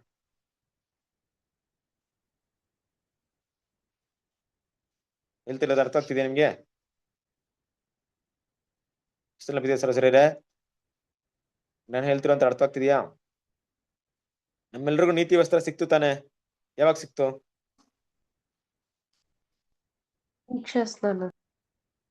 ಹೌದು, ದೇವರೊಂದಿಗೆ ಒಡಂಬಡಿಕೆ ಮಾಡ್ಕೊಂಡಾಗ, ನಮ್ಮನ್ನ ಅರ್ಪಣೆ ಮಾಡ್ಕೊಂಡಾಗ, ಆತನ ಬಣಿಗೆ ಬಂದು ನಮಗ್ ಕ್ಷಮಾಪಣೆ ಕೇಳಿ ಪಾಪ ಅರಿಕೆ ಮಾಡಿ ನಮ್ಮನ್ನ ಒಪ್ಪಿಸ್ಕೊಟ್ಟಾಗ ನಮ್ಗೆ ನೀತಿವಂತ ದೇವರ ಮಕ್ಕಳು ಅಂದ್ರೆ ಅದನ್ನೇ ದೇವರು ನೀತಿಯಿಂದ ನೋಡ್ತಾರೆ. ಪಾಪಿಗಳ ಹತ್ರ ದೇವ್ರ ಸಂಪರ್ಕ ಇಟ್ಕೊಳ್ಳಲ್ಲ. ಮಕ್ಕಳಾಗುವಂತ ಅವಕಾಶ ಸಿಕ್ಬಿಡ್ತು. ಕರೆಕ್ಟ್? ನೀತಿ ವಸ್ತ್ರ ಸಿಕ್ಬಿಟ್ಟು ಈಗ ಆ ನೀತಿ ವಸ್ತ್ರನ ನಾನು ಹಾಗೆ ಕಾಪಾಡ್ಕೊಳ್ತೀನಿ. ಅಂದ್ರೆ ಹೆಂಗೆ? ನಾನು ವಾರ ಸಭೆಗೆ ಹೋಗ್ತೀನಿ, ಮೀಟಿಂಗ್ಸ್ ಎಲ್ಲ ಕರೆಕ್ಟ್ ಆಗಿ ಅಟೆಂಡ್ ಮಾಡ್ತೀನಿ, ಸಹೋದರನ್ನ ಮೀಟ್ ಮಾಡ್ತೀನಿ, ನೋಡಿದ್ರೆ ಮಾತಾಡ್ತೀನಿ, ಯಾರಿಗೂ ಏನು ಅನ್ಯಾಯ ಮಾಡಲ್ಲ, ಪಾಪ ಕೃತ್ಯಗಳನ್ನ ಮಾಡಕ್ಕೆ ಹೋಗಲ್ಲ, ಒಳ್ಳೆಯವನಾಗೆ ಇರ್ತೀನಿ. ಹೀಗೆ ಇದನ್ನ ಮೈಂಟೈನ್ ಮಾಡಿ ಸಾಯೋ ತನಕ ಹೋಗ್ತೀನಿ. ನಾನು ಸಭೆ ಆಗ್ತೀನಾ? ಇಲ್ಲ ಬ್ರದರ್. ಅಲ್ವಾ? ದೇವ್ರ ಮಕ್ಕಳು ಖಂಡಿತ ನಾವು ಸಭೆ ಆಗಲ್ಲ. ಮಹಾಸಮೂಹ ಆಗೋದು ಕಷ್ಟ, ಲೋಕಕ್ಕೆ ಬರ್ತೀವಿ. ಮತ್ತೇನ್ ಬ್ರದರ್ ಅಂದ್ರೆ ಕ್ರಿಸ್ತನಿಗೋಸ್ಕರ ಬಾಧೆಗಳನ್ನ ಅನುಭವಿಸಕ್ಕೆ ಸಿದ್ಧರಾಗ್ಬೇಕು. ಅದೇಂಗೆ ಕ್ರಿಸ್ತನಿಗೋಸ್ಕರ ಬಾಧೆ ಅನುಭವಿಸೋದು? ದೇವರಿಗೋಸ್ಕರ ಜೀವಿಸ್ಬೇಕಂತ ಪೂರ್ಣ ಹೃದಯದಿಂದ ಬಂದ್ರೆ ಬಾಧೆಗಳು ತಾನೇ ಬರುತ್ತೆ ನಿಮ್ಗೆ. ಅದನ್ನ ಕ್ರಿಸ್ತನಿಗೋಸ್ಕರ ಅನುಭವಿಸರಾಗಿರ್ಬೇಕು. ದೇವ್ರು ನಮ್ಮಲ್ಲಿ ಆ ಕಸೂತಿ ಕೆಲಸ ಮಾಡೋಕೆ ಬೇಕಾದಂತ ಜ್ಞಾನವನ್ನ, ಅವಕಾಶವನ್ನ ಕಲ್ಪಿಸಿ ಕೊಡ್ತಾರೆ ಅಲ್ವಾ. ನನ್ನ ಮಗನು ಯಾವ ವಿಷಯದಲ್ಲಿ ಸುಂದರವಾಗಿ ಕಾಣಿಸ್ಕೊಬೇಕು? ಓಕೆ, ಶಾಂತತೆ, ದಯೆ, ಪ್ರೀತಿ, ಅನುಕಂಪ ಅಲ್ವಾ, ಮತ್ತೆ ಸಂತೋಷ, ಸಮಾಧಾನ, ಇದೆಲ್ಲ ಗುಣಗಳು ಕಾಣಿಸ್ಕೊಬೇಕಂತ ಇಷ್ಟಪಡ್ತಿರ್ಬೇಕಾದ್ರೆ ಇದು ಗುಣಗಳು ಇದೆಯಾ ಇಲ್ವಾ ಅವ್ರಲ್ಲಿ ಬೆಳೆದಿದೆ ಅಂತ ಟೆಸ್ಟ್ ಮಾಡ್ಬೇಕಲ್ವಾ ದೇವ್ರು. ಯಾವ ರೀತಿ ಟೆಸ್ಟ್ ಮಾಡ್ತಾರೆ? ಸಂತೋಷ ನನ್ನಲ್ಲಿ ಇದೆಯಾ, ದೇವರ ಸಂತೋಷ ಇದೆಯಾ ಅಂದ್ರೆ ಲೋಕದ ಸಂತೋಷ ಎಲ್ಲ ತೆಗ್ದಾಕ್ಬಿಡ್ತಾರೆ ದೇವ್ರು. ಲೋಕದಲ್ಲಿ ನಾನು ಯಾವ್ದೆಲ್ಲ ಸಂತೋಷವಾಗಿ ಇಟ್ಕೊಂಡಿದ್ದೀನೋ ಅದೆಲ್ಲ ತೆಗ್ದಾಕ್ಬಿಡ್ತಾರೆ ದೇವ್ರು. ನನ್ನ ಹಣ, ನನ್ನ ಆರೋಗ್ಯ ಎಲ್ಲ ತೆಗಿತಾರೆ. ತೆಗ್ದಾಗ್ಲೂ ಕೂಡ ದೇವರ ಸಂತೋಷದಲ್ಲಿ ಇರ್ತೀನ ಅಂತ ಟೆಸ್ಟ್ ಮಾಡ್ತಾರೆ. ಅದು ನಿಜವಾದ ಅಲಂಕಾರ. ಇಲ್ಲ ಬ್ರದರ್, ಇದೆಲ್ಲ ಇದ್ರೆ ಮಾತ್ರ ಸಂತೋಷವಾಗಿರ್ತೀನಿ, ಇದು ಯಾವುದಿಲ್ಲ ಅಂದ್ರೆ ನಾನಂತೂ ಸಂತೋಷವಾಗಿರಲ್ಲ ಅಂದ್ರೆ ಅದು ಒಳಗಿನ ಅಲಂಕಾರ ಅಲ್ಲ, ಅದು ಹೊರಗಿನ ತೋರಿಕೆ ಅಷ್ಟೇ, ವೇಷ. ದೇವ್ರು ಈ ರೀತಿ ಮಾಡ್ತಾರೆ ಮಕ್ಕಳಿಗೆ. ಕೆಲವೊಂದ್ ಸಮಯ ಈ ತರ ಬರುತ್ತೆ, ಯಾರು ಇರಲ್ಲ, ಒಬ್ಬಂಟಿಗರಾಗಿರ್ತೀವಿ, ಎಲ್ಲ ಕೈ ಬಿಟ್ಟ ಪರಿಸ್ಥಿತಿ ಇರ್ತೀವಿ. ಆದ್ರೂ ಕೂಡ ದೇವರಲ್ಲಿ ನಂಬಿಕೆ ಇಟ್ಟು ದೇವರಲ್ಲಿ ಸಮಾಧಾನವಾಗಿರ್ತೀವಾ? ಈ ಅಲಂಕಾರವನ್ನ ತೋರಿಸ್ತಾ ಇದೀವಾ? ಸರಸರೇ, ಸುಮ್ನೆ ಅಲ್ಲ, ಸಭೆಯ ಸೆಲೆಕ್ಷನ್ಸ್ ಅಲ್ವಾ ಮಾತಾಡುವಂತ. ನಾನು ಕೂಡ ಏನು ಅದಕ್ಕೆ ವಿಧಿವಶ ಅಲ್ಲ. ಪ್ರತಿಯೊಬ್ರು ಕೂಡ ಇದೇ ಒಂದು ಟ್ರ್ಯಾಕ್ ಅಲ್ಲಿ ಇದ್ದೀವಿ. ನಾವು ಮುನ್ನೆಚ್ಚರಿಕೆಯಿಂದ ದೇವರ ಕೃಪೆಯಿಂದ ನಾವು ನಿಂತು ಬರುವಂತ ಬಾಧೆಗಳನ್ನ, ಕಷ್ಟಗಳನ್ನ ಸಗಿಸ್ಕೊಬೇಕು. ಕೆಲವೊಂದು ಜನರಿಗೆ ಈ ರೀತಿಯ ಭಾವನೆ ಇರುತ್ತಂದ್ರೆ, ಸಭೆಯಾಗಿ ಒಟ್ಟಿಗಿರ್ತಾರೆ ನೋಡ್ರಿ, ಒಂದು ಸಭೆಯಾಗಿ ಕುಡಿವಿಕೆಯಲ್ಲಿ ತುಂಬಾ ಪ್ರೀತಿ, ತುಂಬಾ ಅನ್ಯೋನ್ಯತೆ ಇರ್ತಾರೆ. ಆ ಅನ್ಯೋನ್ಯತೆ ಪ್ರೀತಿ ಏನ್ ತಿಳ್ಕೊಂಡಿರ್ತಂದ್ರೆ, ಈ ಅನ್ಯೋನ್ಯತೆ ಪ್ರೀತಿ ಸಾಯೋ ತನಕ ಇರ್ಬೇಕು ಅಂದ್ರೆ ನಾವು ಓಟ ಹೊಡಿ ಮುಗಿಸೋರ್ಗೆ ಹಿಂಗೆ ಇದ್ಬಿಡೋಣ ಅನ್ಸ್ಕೊಂಡ್ಬಿಡ್ತಾವ ಅಲ್ವಾ. ನಾವೆಲ್ಲೋ ಅವ್ರು ಬಿಟ್ಟು ಹೋಗ್ಬಾರ್ದು ಅಂದ್ಬಿಟ್ಟು ಅನ್ಸ್ಬಿಡುತ್ತೆ. ಎಲ್ಲಾದ್ರೂ ನೋಡಿದ್ರೆ ನೀವು ಆ ರೀತಿ ಅಂತ ವಿಷಯ? 12 ಜನ ಅಪೊಸ್ತಲರು ಆ ರೀತಿ ಇದ್ರ? ಯೇಸು ಕ್ರಿಸ್ತನ ಜೊತೆಲಿ ಇರ್ಬೇಕಾದ್ರೆ ಆ ರೀತಿ ಇದ್ರ? ಒಂದು ಗಳಿಗೆ ಬಂತು, ಅವರೆಲ್ಲ ಚದರಿಸಲ್ಪಡುವಂತ ಸಮಯ ಬಂತು ಅಲ್ವಾ. ಅಂದ್ರೆ ಏನು, ನಾವೆಲ್ಲ ಒಟ್ಟಿಗಿರ್ಬೇಕಾದ್ರೆ ಆ ಒಂದು ಗುಣಗಳನ್ನ ಕಾಪಾಡ್ಕೊಳ್ಳೋ ನಾವೆಲ್ಲ ಎಲ್ಲೋ ಒಂದ್ ಕಡೆ ಸಪರೇಷನ್ ಆಯ್ತು ಅಂದ್ರೆ, ಎಲ್ಲೋ ಬಿಟ್ಟು ಹೋದ್ವಿ ಅಂದ್ರೆ. ಅದಕ್ಕೆ ನೋಡಿ, ನೀವೆಲ್ಲ ಬ್ಲೆಸ್ಸೆಡ್ ಪೀಪಲ್. ಯಾಕೆಂದ್ರೆ ಕೆಲವೊಂದ್ ಟೈಮಲ್ಲಿ ನೀವು ವಿಭಿನ್ನವಾದಂತ ಪ್ಲೇಸ್ ಅಲ್ಲಿ ಇದ್ರು, ಒಬ್ಬೊಬ್ಬಂಟಿಯಾಗಿದ್ದೀರಾ, ಕಷ್ಟಗಳಿದೆ, ನೀವ್ ಏನ್ ಅನ್ಸ್ಬೋದು, ಎಲ್ಲ ಒಟ್ಟಿಗಿರೋಣ ಅನ್ಸ್ಬೋದು. ಆದ್ರೆ ಕೆಲವೊಂದ್ ಟೈಮಲ್ಲಿ ದೇವ್ರು ನಿಮ್ಮನ್ನ ಒಂಟಿಯಾಗಿ ಇಟ್ಟಿರ್ತಾರೆ. ಆ ಸಮಯದಲ್ಲೂ ಕೂಡ ದೇವ್ರನ್ನ ಹುಡುಕಿ ನೀವಿರುವಂತ ಪರಿಸ್ಥಿತಿಯಲ್ಲೇ ದೇವ್ರನ್ನ ಮೆಚ್ಚಿಸುವಂತ ಗುಣಗಳನ್ನ ಬೆಳೆಸ್ಕೊಳ್ಳೋದೇ ಆದ್ರೆ ಖಂಡಿತ ಆ ಮೊದಲಿಗಿತ್ತಿ ಅಂತ ಅವಕಾಶ ಖಂಡಿತ ದೇವ್ರನ್ನ ಕೊಡ್ತಾರೆ. ಆ ಕಸೂತಿ ಕೆಲಸ ಮಾಡ್ಬೇಕು, ಕರೆಕ್ಟ್ ಅಲ್ವಾ? ವಿಭಿನ್ನವಾದ ಪರಿಸ್ಥಿತಿಯಲ್ಲಿ ಕೂಡ ದೇವ್ರ ಮಕ್ಳು ಏನ್ ಮಾಡ್ಬೇಕು? ಆ ಕಸೂತಿ ಕೆಲಸ ಮಾಡ್ಬೇಕು. ಅದಕ್ಕೆ ಆ ಪಾಯಿಂಟ್ ಅಲ್ಲಿ ಮಾತಾಡ್ಬೇಕಾರೆ ಏನಂತ ಹೇಳ್ತಿದಾರೆ ಅಂದ್ರೆ, ಈ ಕೆಲಸವನ್ನ ಮಾಡೋದ್ನ ಅಲಸ್ಯನ್ನ ತೋರ್ಸೋರು ಯಾರು ಅಂದ್ರೆ, ಕ್ರಿಸ್ತನಿಗೋಸ್ಕರ ಬಾಧೆ ಅನುಭವಿಸಕ್ಕೆ ಇಷ್ಟಪಡಲ್ಲ ಅವರು. ಅಂತವ್ರು ಕೊನೆಗೆ ಏನಾಗ್ತಾರೆ ಅಂದ್ರೆ, ನೀತಿವಂತ ವಸ್ತ್ರವನ್ನು ಇಲ್ದೆ ಹೋಗ್ಬಿಡ್ತಾರೆ. ಆ ಒಂದು ಕಸೂತಿ ಕೆಲಸವನ್ನು ಮಾಡದೆ, ಬುಟದರೆ ಕೆಲಸ ಮಾಡಕ್ಕೆ ತಮ್ಮನ್ನ ಕ್ರಿಸ್ತನಿಗೋಸ್ಕರ ಬಾಧೆ ಅನುಭವಿಸಕ್ಕೆ ಸಿದ್ಧತೆ ಇಲ್ದವರು ನೀತಿ ವಸ್ತ್ರ ಮಿಸ್ ಆದ್ರೆ ಏನ್ ಮಾಡ್ತಾರಂತ ಆ ಸಾಮ್ಯದಲ್ಲಿ ಹೇಳಲ್ಪಟ್ಟಿದೆ, ಅವ್ರನ್ನ ತೆಗೆದು ಎಲ್ಲಾಕ್ತಾರೆ? ಕತ್ತಲೆಯ ಕೋಣೆಯಲ್ಲಿ ಹಾಕ್ಬಿಡ್ತಾರೆ. ಸರಿಯೇ? ಆ ಕತ್ತಲೆ ಕೋಣೆ ಅಂದ್ರೆ ಏನು? ಕ್ರಿಸ್ತನ ಮೊದಲಿಗಿತ್ತಿ ಆಗಿರುವಂತ ಅವಕಾಶವನ್ನ ಮಿಸ್ ಮಾಡ್ಕೊಳ್ತಾರೆ. ಫಸ್ಟ್ ಥಿಂಗ್ ಅದನ್ನ ಅರ್ಥ ಮಾಡ್ಕೊಂಡು ಅಲ್ವಾ.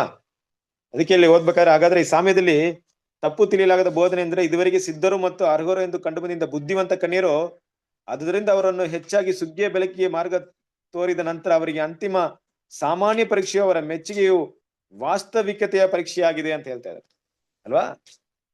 ಆ ಬುದ್ಧಿವಂತಿಯ ಸ್ತ್ರೀಯರನ್ನ ಕೂಡ ಫೈನಲ್ ಟೆಸ್ಟ್ ಮಾಡ್ತಾರೆ. ತುಂಬಾ ಜನ ಇಲ್ಲಿಗೆ ಸಂತೋಷ ಆಗ್ತಾರೆ ಅಂದ್ರೆ, ಹಣಜಿಯಿಂದ ಬೇರ್ಪಟ್ಟಿದ್ದಕ್ಕೆ ಸಂತೋಷ ಆಗ್ಬಿಡ್ತಾರೆ. ನಾವಂತೂ ಹಣಜಿಯಲ್ಲಿಲ್ಲ, ಬಾಬಿಲೋನಲ್ಲಿ, ಅಲ್ಲಿಂದ ಇನ್ನೆರಡು ಸಪರೇಷನ್ ಇದೆ ಗೊತ್ತಾ. ಅಲ್ಲಿಂದ ಬುದ್ಧಿವಂತ ಸ್ತ್ರೀಯರು, ಬುದ್ಧಿಲ್ಲದ ಸ್ತ್ರೀಯರಂತ ಸಪರೇಷನ್ ಐತೆ. ಬುದ್ಧಿವಂತ ಸ್ತ್ರೀಯರಲ್ಲಿ ಕ್ರಿಸ್ತರನ್ನ ಮೆಚ್ಚಿಸುವಂತವ್ರು ಯಾರು ಹೆಚ್ಚಾಗಿ ಅನ್ನೋಂತ ಸಪರೇಷನ್ ಐತೆ ಅಲ್ವಾ. ಇದೆಲ್ಲ ದಾಟಿ ನಾವು ಬರ್ಬೇಕು, ನಮ್ಮ ಕಸೂತಿ ಕೆಲಸವನ್ನ ಮಾಡ್ಬೇಕು ಕ್ರಿಸ್ತನ ಪ್ರೀತಿಯ. ಇಂತಹ ಒಂದು ಕಾರ್ಯಗಳನ್ನ ಮಾಡಿದ್ರೆ ಮಾತ್ರ ನಾವು ಕ್ರಿಸ್ತನಿಗೆ ಮೊದಲಿಗೆ ಇತಿಯಾಗಿರ್ತೀವಿ. ಇಲ್ಲಿ ಟೈಮ್ ಸಿಕ್ಕಿದೆ ನಮ್ಗೆ, ಕಾನ್ಸಂಟ್ರೇಷನ್ ಮಾಡಿದ್ರಿಂದ ಇಷ್ಟೆಲ್ಲ ಟೈಮ್ ಸಿಕ್ಕಿದೆ. ಏನಕ್ಕೆ ಟೈಮ್ ಕೊಟ್ಟಿರ್ಬೇಕು ದೇವ್ರು ನಮ್ಗೆ? ಕಾನ್ಸಂಟ್ರೇಷನ್ ಮಾಡಿದ್ಮೇಲೆ 1 ವರ್ಷದಲ್ಲಿ ನಮ್ಮನ್ನ ಸಾಯಿಸ್ಬೋದು, ಅಂದ್ರೆ ನಮ್ಮ ಓಟವನ್ನು ಒಡ ಮುಗಿಸ್ಬೋದು. ಯಾಕೆ? ನಮ್ಗೆ ಲೈಫ್ ಐತೆ, ನಮ್ ಲೈಫ್ ಪ್ರತಿದಿನ ಸಂತೋಷವಾಗಿದೆಯಾ? ದೇಹದಲ್ಲಿ ನಾನಾ ಕಷ್ಟ ಇದೆ, ಸಮಸ್ಯೆಗಳಿದೆ, ಆದ್ರೂ ಕೂಡ ನಮ್ ಲೈಫ್ ಇದೆ. ನಾವೇ ಸೂಸೈಡ್ ಮಾಡ್ಕೊಳಕ್ ಆಗಲ್ಲ. ಈಗ ದೇವ್ರ ಮಕ್ಳು ಇವಾಗ ಏನಿದೆ ನಮ್ಗೆ ದಾರಿ? ಒಂದೇ ದಾರಿ ಇರೋದು, ನಾವು ಮರಣದವರೆಗೂ ನಂಬಿಕಸ್ಥರಾಗಿರ್ಬೇಕು. ಅಲ್ವಾ? ನಮ್ ಲೈಫ್ ನ ದೇವ್ರ ಕೈಲಿದೆ, ಲೈಫ್ ಅವ್ರ ಕೈಲಿದೆ. ಅವ್ರು ಯಾವಾಗ ಲೈಫ್ ತೆಗಿತಾರೆ ಅಲ್ವರ್ಗ್ ಇರ್ಬೇಕು. ದೇವ್ರು ಯಾಕೆ ಅಲ್ವರ್ಗ್ ಇಟ್ಟಿದ್ದಾರೆ? ಯಾಕೆ ಒಬ್ಬೊಬ್ಬರಿಗೆ ಆತರ ಟೈಮ್ ಎಕ್ಸ್ಟೆಂಡ್ ಮಾಡಿದ್ದಾರೆ? ಉದ್ದೇಶ ಏನ್ ದೇವ್ರಿಗೆ? ಇನ್ನ ನಿಮ್ಮ ಕಸೂತಿ ಕೆಲಸ ಮುಗುದಿಲ್ಲ, ಇನ್ನ ನೀವು ಮೊದಲಿಗಿತ್ತಿ ಆಗುವಂತ ಗುಣಗಳನ್ನ ಬೆಳೆಸ್ಕೊಂಡಿಲ್ಲ.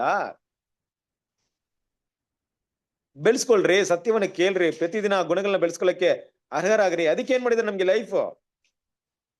ಆ ರೀತಿ ನಾವು ಕಸೂತಿ ಕೆಲಸ ಬೆಳೆಸ್ಕೊಂಡ್ ಅಂದ್ರೆ ಕ್ರಿಸ್ತನ ಮೊದಲಿಗಿತ್ತಿ ಆದ್ಮೇಲೆ ನೀತಿ ವಸ್ತ್ರವನ್ನ ಪರಿಶುದ್ಧವಾಗಿ ಕ್ರಿಸ್ತನ ಸಾರೂಪ್ಯದಲ್ಲಿ ಬೆಳೆಸ್ಕೊಂಡ್ಬಿಟ್ರೆ, ಆ ಬುಟ್ಟದಾರಿ ಕೆಲಸ ಮಾಡಿ ಮುಗೀತು ಅಂದ್ರೆ, ಅಲಂಕಾರವಾಯ್ತು ಅಂದ್ರೆ, ಒಂದು ಸಂಪೂರ್ಣವಾಗಿ ಕ್ರಿಸ್ತನ ಮೊದಲಿಗಿತ್ತಿ ಆಗಿರುವಂತ ಗುಣ ಬೆಳೆದು ಬಿಡ್ತಂದ್ರೆ ನಮ್ಗೆ ಸಮಯಾವಕಾಶ ಬೇಕಾಗಿಲ್ಲ. ಫೈನಲ್ ಟೆಸ್ಟ್ ಮಾಡ್ತಾರೆ ದೇವರು. ಫೈನಲ್ ಟೆಸ್ಟ್ ಮಾಡಿದಾಗ ಹೌದು ತುಂಬಾ ಸುಂದರವಾಗಿದ್ದಾರೆ. ನಾವ್ ಹೇಳ್ತೀವಲ್ಲ ಕೆಲವು ನೋಡಿ, ಏನ್ ಬ್ಯೂಟಿಫುಲ್ ಗೊತ್ತಾ, ಎಷ್ಟು ಸುಂದರವಾಗಿದ್ದಾರೆ ಅಂದ್ರೆ ನೋಡ್ರಿ. ದೇವ್ರ ಮಕ್ಳು ಆ ರೀತಿ ಕಾಣಿಸ್ಕೊಬೇಕಂತ ದೇವ್ರ ಇಷ್ಟ ಅಲ್ವಾ? ದೇವ್ರು ಬೇಕಾದ್ರೆ ಏನ್ ಮಾಡ್ತಾರೆ, ಈ ದೇಹ ಸತ್ತೋದ್ರು ಕೂಡ ಸುಂದರವಾದ ದೇಹವನ್ನು ಕೊಟ್ಬಿಡ್ತಾರೆ. ನೋಡಿ, ಇವತ್ತೆಲ್ಲ ಟೆಕ್ನಾಲಜಿ ಬೇರೆ ತರ ಇದೆ. ಕಪ್ಪಾಗಿದ್ರು ಪ್ಲಾಸ್ಟಿಕ್ ಸರ್ಜರಿ ಮಾಡಿ ನಿಮ್ ಮುಖನೆಲ್ಲ ಅಲಂಕಾರ ಮಾಡ್ಬಿಡ್ತಾರೆ. ಈ ಮೈಕಲ್ ಜಾಕ್ಸನ್ ಅಂತ ನೋಡಿರ್ಬೋದು ನೀವು ಅಲ್ವಾ? ಆಫ್ರಿಕನ್ಸ್ ಆದ್ರೂ ಕೂಡ ಏನಾಗಿದ್ದಾರೆ, ವೈಟ್ ಆಗಿ ಮಾಡ್ಬಿಡ್ತಾರೆ. ಪ್ಲಾಸ್ಟಿಕ್ ಸರ್ಜರಿ ಮಾಡಿ ನಿಮ್ಗೆ ಹೆಂಗ್ ಬೇಕಾದ್ರೂ ಬ್ಯೂಟಿ ಮಾಡ್ಬೋದು. ನಿಮ್ಮನ್ನ ಆ ಔಟ್ವರ್ಡ್ ಬ್ಯೂಟಿ ಹೆಂಗ್ ಬೇಕಾದ್ರೂ ಮಾಡ್ಬೋದು ಅಲ್ವಾ? ದೇವ್ರು ಎದು ನೋಡ್ತಿರೋಂತ ಬ್ಯೂಟಿ ಅಲಂಕಾರ ಯಾವುದು? ನಮ್ಮ ಇನ್ವರ್ಡ್ ಅಂದ್ರೆ ಹೃದಯದ ಒಂದು ಸೌಂದರ್ಯತೆನ ನೋಡ್ತಾ ಇದ್ದಾರೆ. ಆದ್ರಿಂದ ದೇವ್ರ ಮಕ್ಳು ಏನ್ ಮಾಡೋಣ ಅಂದ್ರೆ, ನಮಗಿರುವಂತ ಈ ಸಮಯವನ್ನ ಅರ್ಥ ಮಾಡ್ಕೊಂಡು ಆದಷ್ಟು ಏನ್ ಮಾಡೋಣ, ಈ ಒಂದು ಏನಪ್ಪಾ ಕ್ರಿಸ್ತನ ಒಂದು ಸಾರೂಪ್ಯದ ಬೆಳೆಯೋದಕ್ಕೆ ನಮ್ಗೆ ತುಂಬಾ ಸಮಯ ಕೊಡೋಣ. ಈ ಒಂದು ವಿಷಯವನ್ನು ಓದ್ರಿ, ಸ್ಕ್ರೀನ್ ಅಲ್ಲಿ ಕಾಣಿಸ್ತಾ ಇದೆಯಾ?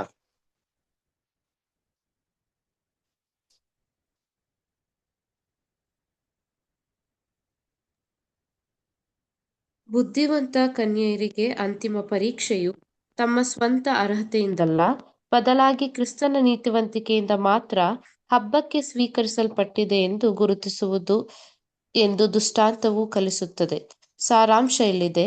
ಪರೀಕ್ಷೆಯು ಕ್ರಿಸ್ತನು ತಮ್ಮ ಅಪೂರ್ಣತೆಗಳನ್ನು ಮುಚ್ಚಿ ಹಾಕಿದ್ದಕ್ಕಾಗಿ ಮೆಚ್ಚುಗೆ ವ್ಯಕ್ತಪಡಿಸುವುದರ ಬಗ್ಗೆ, ಮದುವೆಯ ನಿಲುವಂಗಿಯಿಂದ ಸಂಕೇತಿಸಲ್ಪಟ್ಟ ಆತನ ನೀತಿವಂತಿಕೆಯಿಂದಾಗಿ ಅವರನ್ನು ಸ್ವೀಕರಿಸಲಾಗುತ್ತದೆ.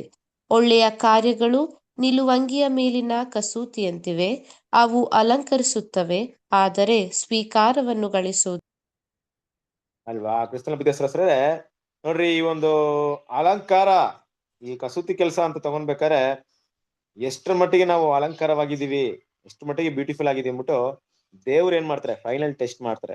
ನಾವು ಅಲಂಕಾರ ಮಾಡ್ಕೊಂಡು ನಾವೇನ್ ತಿಳ್ಕೊಂಡ್ಬಿಡ್ತೀವಿ ಕೆಲವೊಂದು ಟೈಮಲ್ಲಿ, ನಮ್ಮಲ್ಲಿ ಇರೋಂಥ ಒಳ್ಳೆ ಗುಣಗಳು ನಮ್ಮನ್ನ ಯಾವ ರೀತಿ ಮೈಂಡ್ ಅಲ್ಲಿ ಇರುತ್ತೆ ಅಂದ್ರೆ, ಓ ನನ್ನಲ್ಲಿ ಈ ತರ ಕ್ಯಾರೆಕ್ಟರ್ ಇದೆ, ಈ ತರ ಕ್ಯಾರೆಕ್ಟರ್ ನಾನು ಯಾರ ತರ ನೋಡಿಲ್ಲಪ್ಪ, ನಾನು ಸಭೆ ಮಕ್ಳ ಹತ್ರ ಕೂಡ ನಾನು ಈ ತರ ಕ್ಯಾರೆಕ್ಟರ್ ನೋಡಿಲ್ಲ, ಆ ತರ ಕ್ಯಾರೆಕ್ಟರ್ ಆಗಿದ್ದೀನಿ, ನಾನು ತುಂಬಾ ಒಳ್ಳೆ ಕ್ಯಾರೆಕ್ಟರ್ ಆಗಿದ್ದೀನಿ, ತುಂಬಾ ಕಷ್ಟಾನುಭವನ ಹೊಂದ್ಕೊಳ್ತಾ ಇದ್ದೀನಿ, ಕ್ರಿಸ್ತನಿಗೋಸ್ಕರ ಬಾಧೆನ ಸಹಿಸ್ಕೊಳ್ತಾ ಇದ್ದೀನಿ. ಆದ್ರೂ ಫೈನಲೈಸ್ ಮಾಡೋದು ಯಾರು? ದೇವ್ರು ಫೈನಲೈಸ್ ಮಾಡ್ತಾರೆ ಅಲ್ವಾ? ದೇವ್ರು ಮೆಚ್ಬೇಕು ನಮ್ಮನ್ನ ನೋಡಿ. ಏನ್ ಬ್ಯೂಟಿಫುಲ್ ಅನ್ನೋಂಥ ರೀತಿಯಲ್ಲಿ ಹೇಳೋಂಥ ರೀತಿಯಲ್ಲಿ ನಮ್ ಗುಣಗಳಿದ್ರೆ ನಾವು ಕ್ರಿಸ್ತನಿಗೆ ಏನಾಗ್ತೀವಿ, ಮೊದಲಿಗಿತ್ತಿ ಆಗ್ತೀವಿ. ಅದರಿಂದ ಕ್ರಿಸ್ತನ ಪ್ರೀತಿ ಸರಸರೇ ಅದಕ್ಕೆ ಬೇಕಾದಂತ ಎಲ್ಲ ವಿಷಯವನ್ನು ಕೂಡ ದೇವ್ರು ಕೊಡ್ತಾ ಇದ್ರೆ. ಓದನ ಈ ವಾಕ್ಯವನ್ನು, ಈ ಪಾಯಿಂಟ್ ನ ಓದನ.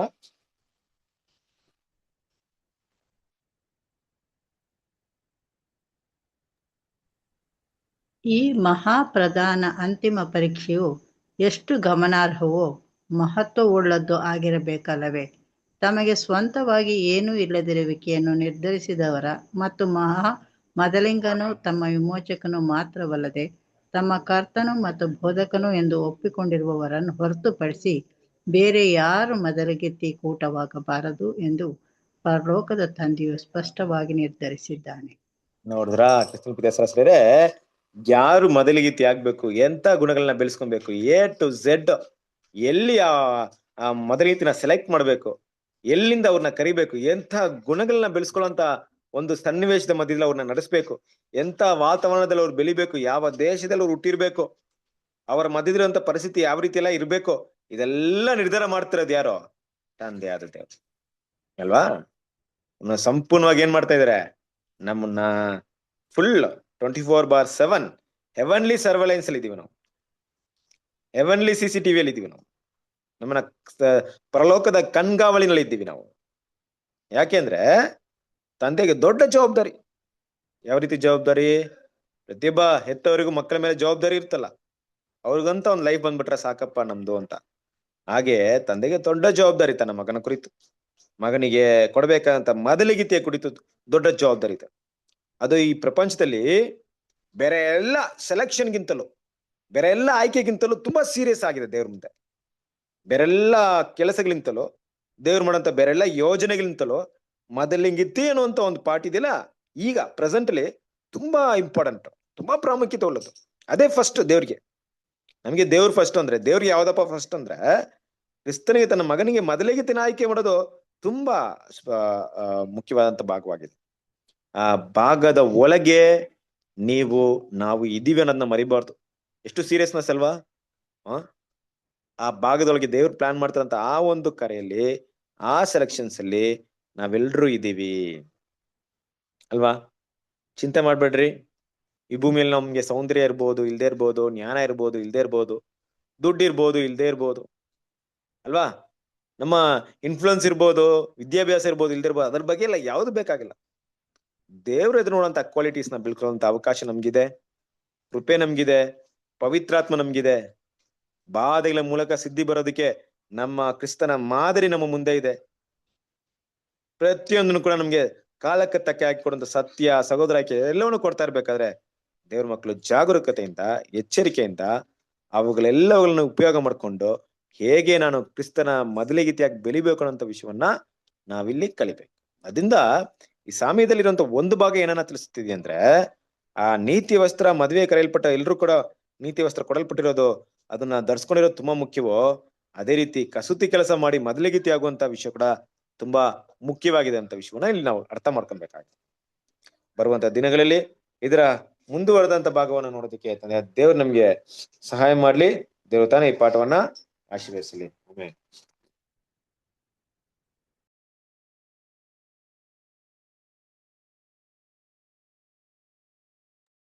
ಸೊ ಇವತ್ತಿನ ರಾತ್ರಿ ಗೀತೆಗಳನ್ನ ಯಾರು ಓದ್ತೀರಾ?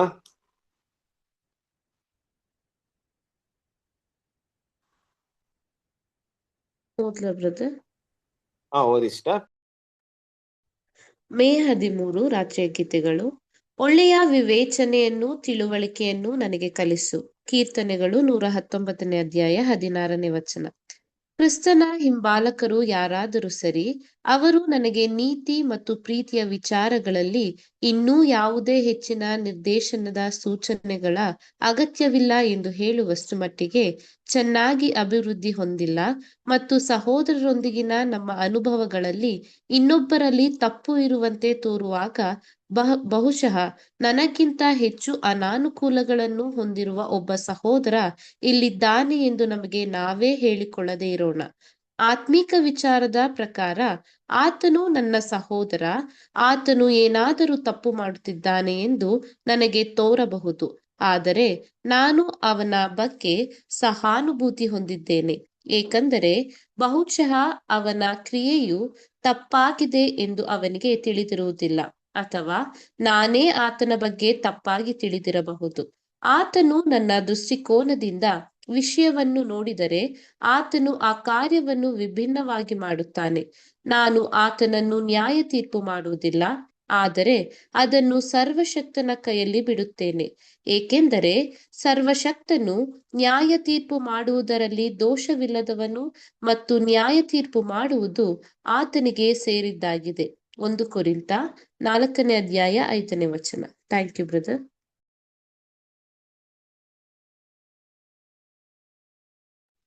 Thank you sister. ಕ್ರಿಸ್ತನ ಪ್ರೀತಿಯ ಸಹೋದರ ಸಹೋದರಿಯರೇ, ಒಂದು ಒಳ್ಳೆಯ ರಾತ್ರಿ ಗೀತವನ್ನು ನೋಡಿದ್ವಿ. ಒಳ್ಳೆಯ ವಿವೇಚನೆಯನ್ನು, ತಿಳುವಳಿಕೆಯನ್ನು ನನಗೆ ಕಳಿಸು.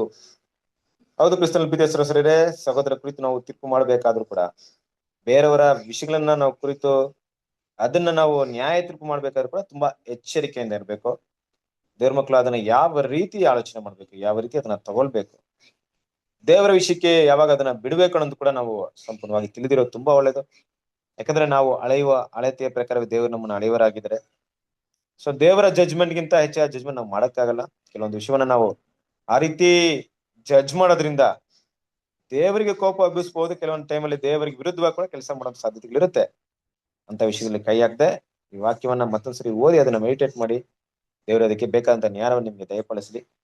ದೇವರು ನಿಮ್ಮೆಲ್ಲರನ್ನು ಆಶೀರ್ವದಿಸಲಿ. ಕೊನೆಯದಾಗಿ ಪ್ರಾರ್ಥನೆ ಮಾಡಿ ಕೂಟವನ್ನ ಅಂತ್ಯಕ್ಕೆ ತರೋಣ.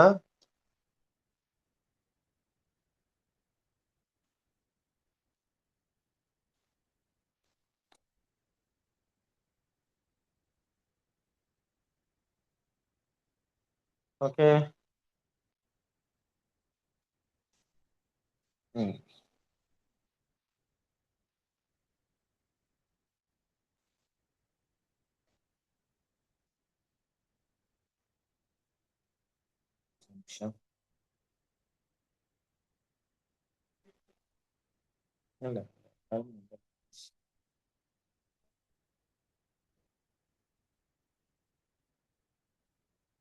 ಓಕೆ, ಯಾರು ಪ್ರಾರ್ಥನೆ ಮಾಡ್ತೀರಾ? ಸರಿ ಶ್ರೀಕಾಂತ್ ಬ್ರದರ್ ಪ್ರಾರ್ಥನೆ ಮಾಡ್ತೀರಾ? ಸರಿ ಬ್ರದರ್ ಮಾಡ್ತೀನಿ ಬ್ರದರ್.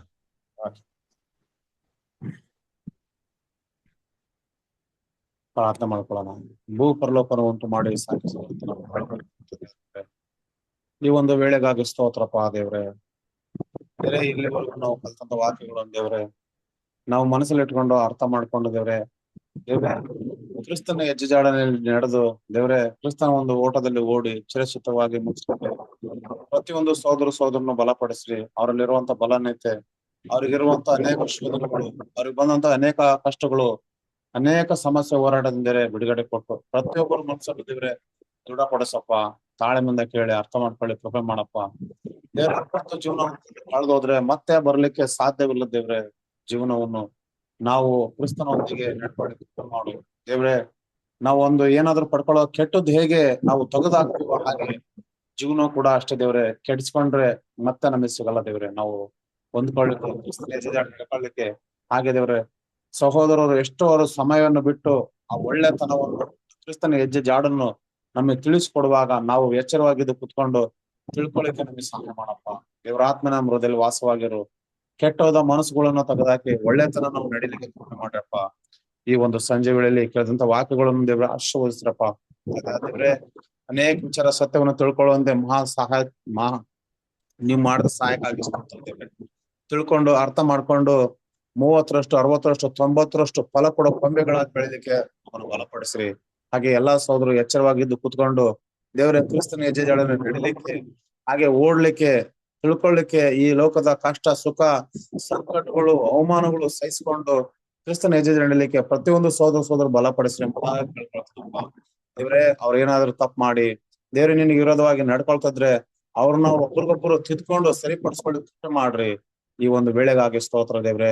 ಈ ಒಂದು ಪ್ರಾರ್ಥನೆ ಮೂಲಕವಾಗಿ ಬಲಪಡಿಸ್ರಿ. ಅನೇಕ ಸಹೋದರರನ್ನು ಬಲಪಡಿಸ್ರಿ. ಹಾಗೆ ಬ್ರದರ್ ಇಲ್ಲಿವರೆಗೂ ಹಂಚಿದಂತ ಅವರ ಸೇವೆ ವಿಚಾರದಲ್ಲಿ, ಅವರ ಕುಟುಂಬ ವಿಚಾರದಲ್ಲಿ, ಹಾಗೆ ಅವರ ಶೋಧನೆ ವಿಚಾರದಲ್ಲಿ ದೇವ್ರೆ ಹಾಗೆ ದೇವ್ರೆ ಅನೇಕ ಸಹೋದರನ್ನು ಅನಾರೋಗ್ಯದಲ್ಲಿ ರೋಗದಲ್ಲಿ ಇದ್ದಾರೆ ಅವ್ರ ವಿಚಾರ ಮಾಡಿಸ್ರಿ. ಆರೋಗ್ಯ ನೀಡ್ರಿ ಎಂಬುದ ಕೇಳ್ತೀನಪ್ಪ. ಇಲ್ಲಿವರೆಗೂ ನಮ್ಮ ಪ್ರಾರ್ಥನೆ ಕೇಳಿಕಾಗಿ ಸ್ತೋತ್ರ. ಈ ಚಿಕ್ಕ ಪ್ರಾರ್ಥನೆ ಒಡೆಯನಾಗಿರ ಯೇಸು ಕೃಷ್ಣನ ಹೆಸರಲ್ಲಿ ನಾವು ಪ್ರಾರ್ಥಿಸಿ ಬೇಡ್ಕೊಳ್ತೇವಪ್ಪ ನಮ್ಮ ಪರಲೋಕ ಹೋಗ ತಂದೆ ದೇವ್ರೆ. ಆಮೇನ್. Thank you. ಕ್ರಿಸ್ತನ ಪ್ರೀತಿಯ ಸಹೋದರರೇ ಎಲ್ಲರಿಗೂ ನಮಸ್ತೆ. ನಮಸ್ತೆ ಕ್ರಿಸ್ತನ ಪ್ರೀತಿಯ ಸಹೋದರರೇ, ನಿಮ್ಮೆಲ್ಲರನ್ನು ಆಶೀರ್ವದಿಸಲಿ. Thank you brother. ನಮಸ್ತೆ ಬ್ರದರ್. ನಮಸ್ತೆ ದೀಪಕ್ಕೆ, ಕಾಶಿ ಬ್ರದರ್, ರೇಷ್ಮಾ ತಂಗಿ, ಥ್ಯಾಂಕ್ ಯು ಬ್ರದರ್.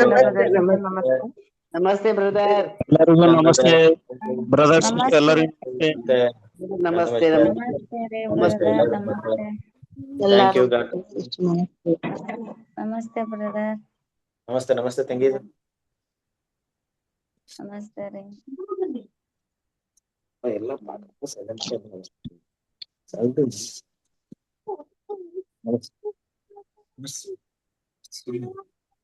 ಬ್ರದರ್ ನಮಸ್ತೆ. ನಮಸ್ತೆ ಮೋಹನ್ ಬ್ರದರ್, ಹೇಗಿದ್ದೀರಾ? ಚೆನ್ನಾಗಿದ್ದೀರಾ ಬ್ರದರ್? ನೀವ್ ಚೆನ್ನಾಗಿದ್ದೀರಾ ಬ್ರದರ್? ಚೆನ್ನಾಗಿದ್ದೀನಿ. ಮನೆಯೆಲ್ಲ ಚೆನ್ನಾಗಿದ್ದೀರಾ? ಎಲ್ಲರೂ ಚೆನ್ನಾಗಿದ್ದಾರೆ brother. Okay okay okay. Thank you. God bless you. Okay brother. Network ಸಿಗ್ತಾ ಇದೆಯಾ ಮನೆ ಒಳಗಡೆ? ಮನೆ ಒಳಗಡೆ ಸಿಗ್ತಾ ಇಲ್ಲ ಬ್ರದರ್. ಅದೇ ಮಗಳ ಮೊಬೈಲ್ ತಗೊಂಡು ಜಾಯ್ನ್ ಆಗಿದ್ದೀನಿ. ಹೌದಾ? ಸರಿ, ಓಕೆ. ಅದು ನೆಟ್ವರ್ಕ್ ಬರ್ತಾ ಇಲ್ಲ ಇಲ್ಲಿ ಒಳಗಡೆ. Okay okay okay okay. ಸರಿ ಮೋಹನ್ ರಾಜ್ ಬ್ರದರ್, ಎಲ್ಲ ಕೇಳಿ ಅಂತ ಹೇಳಿ. Okay, thank you. Bye brother. Bye bye bye bye. Good night. ನಮಸ್ತೆ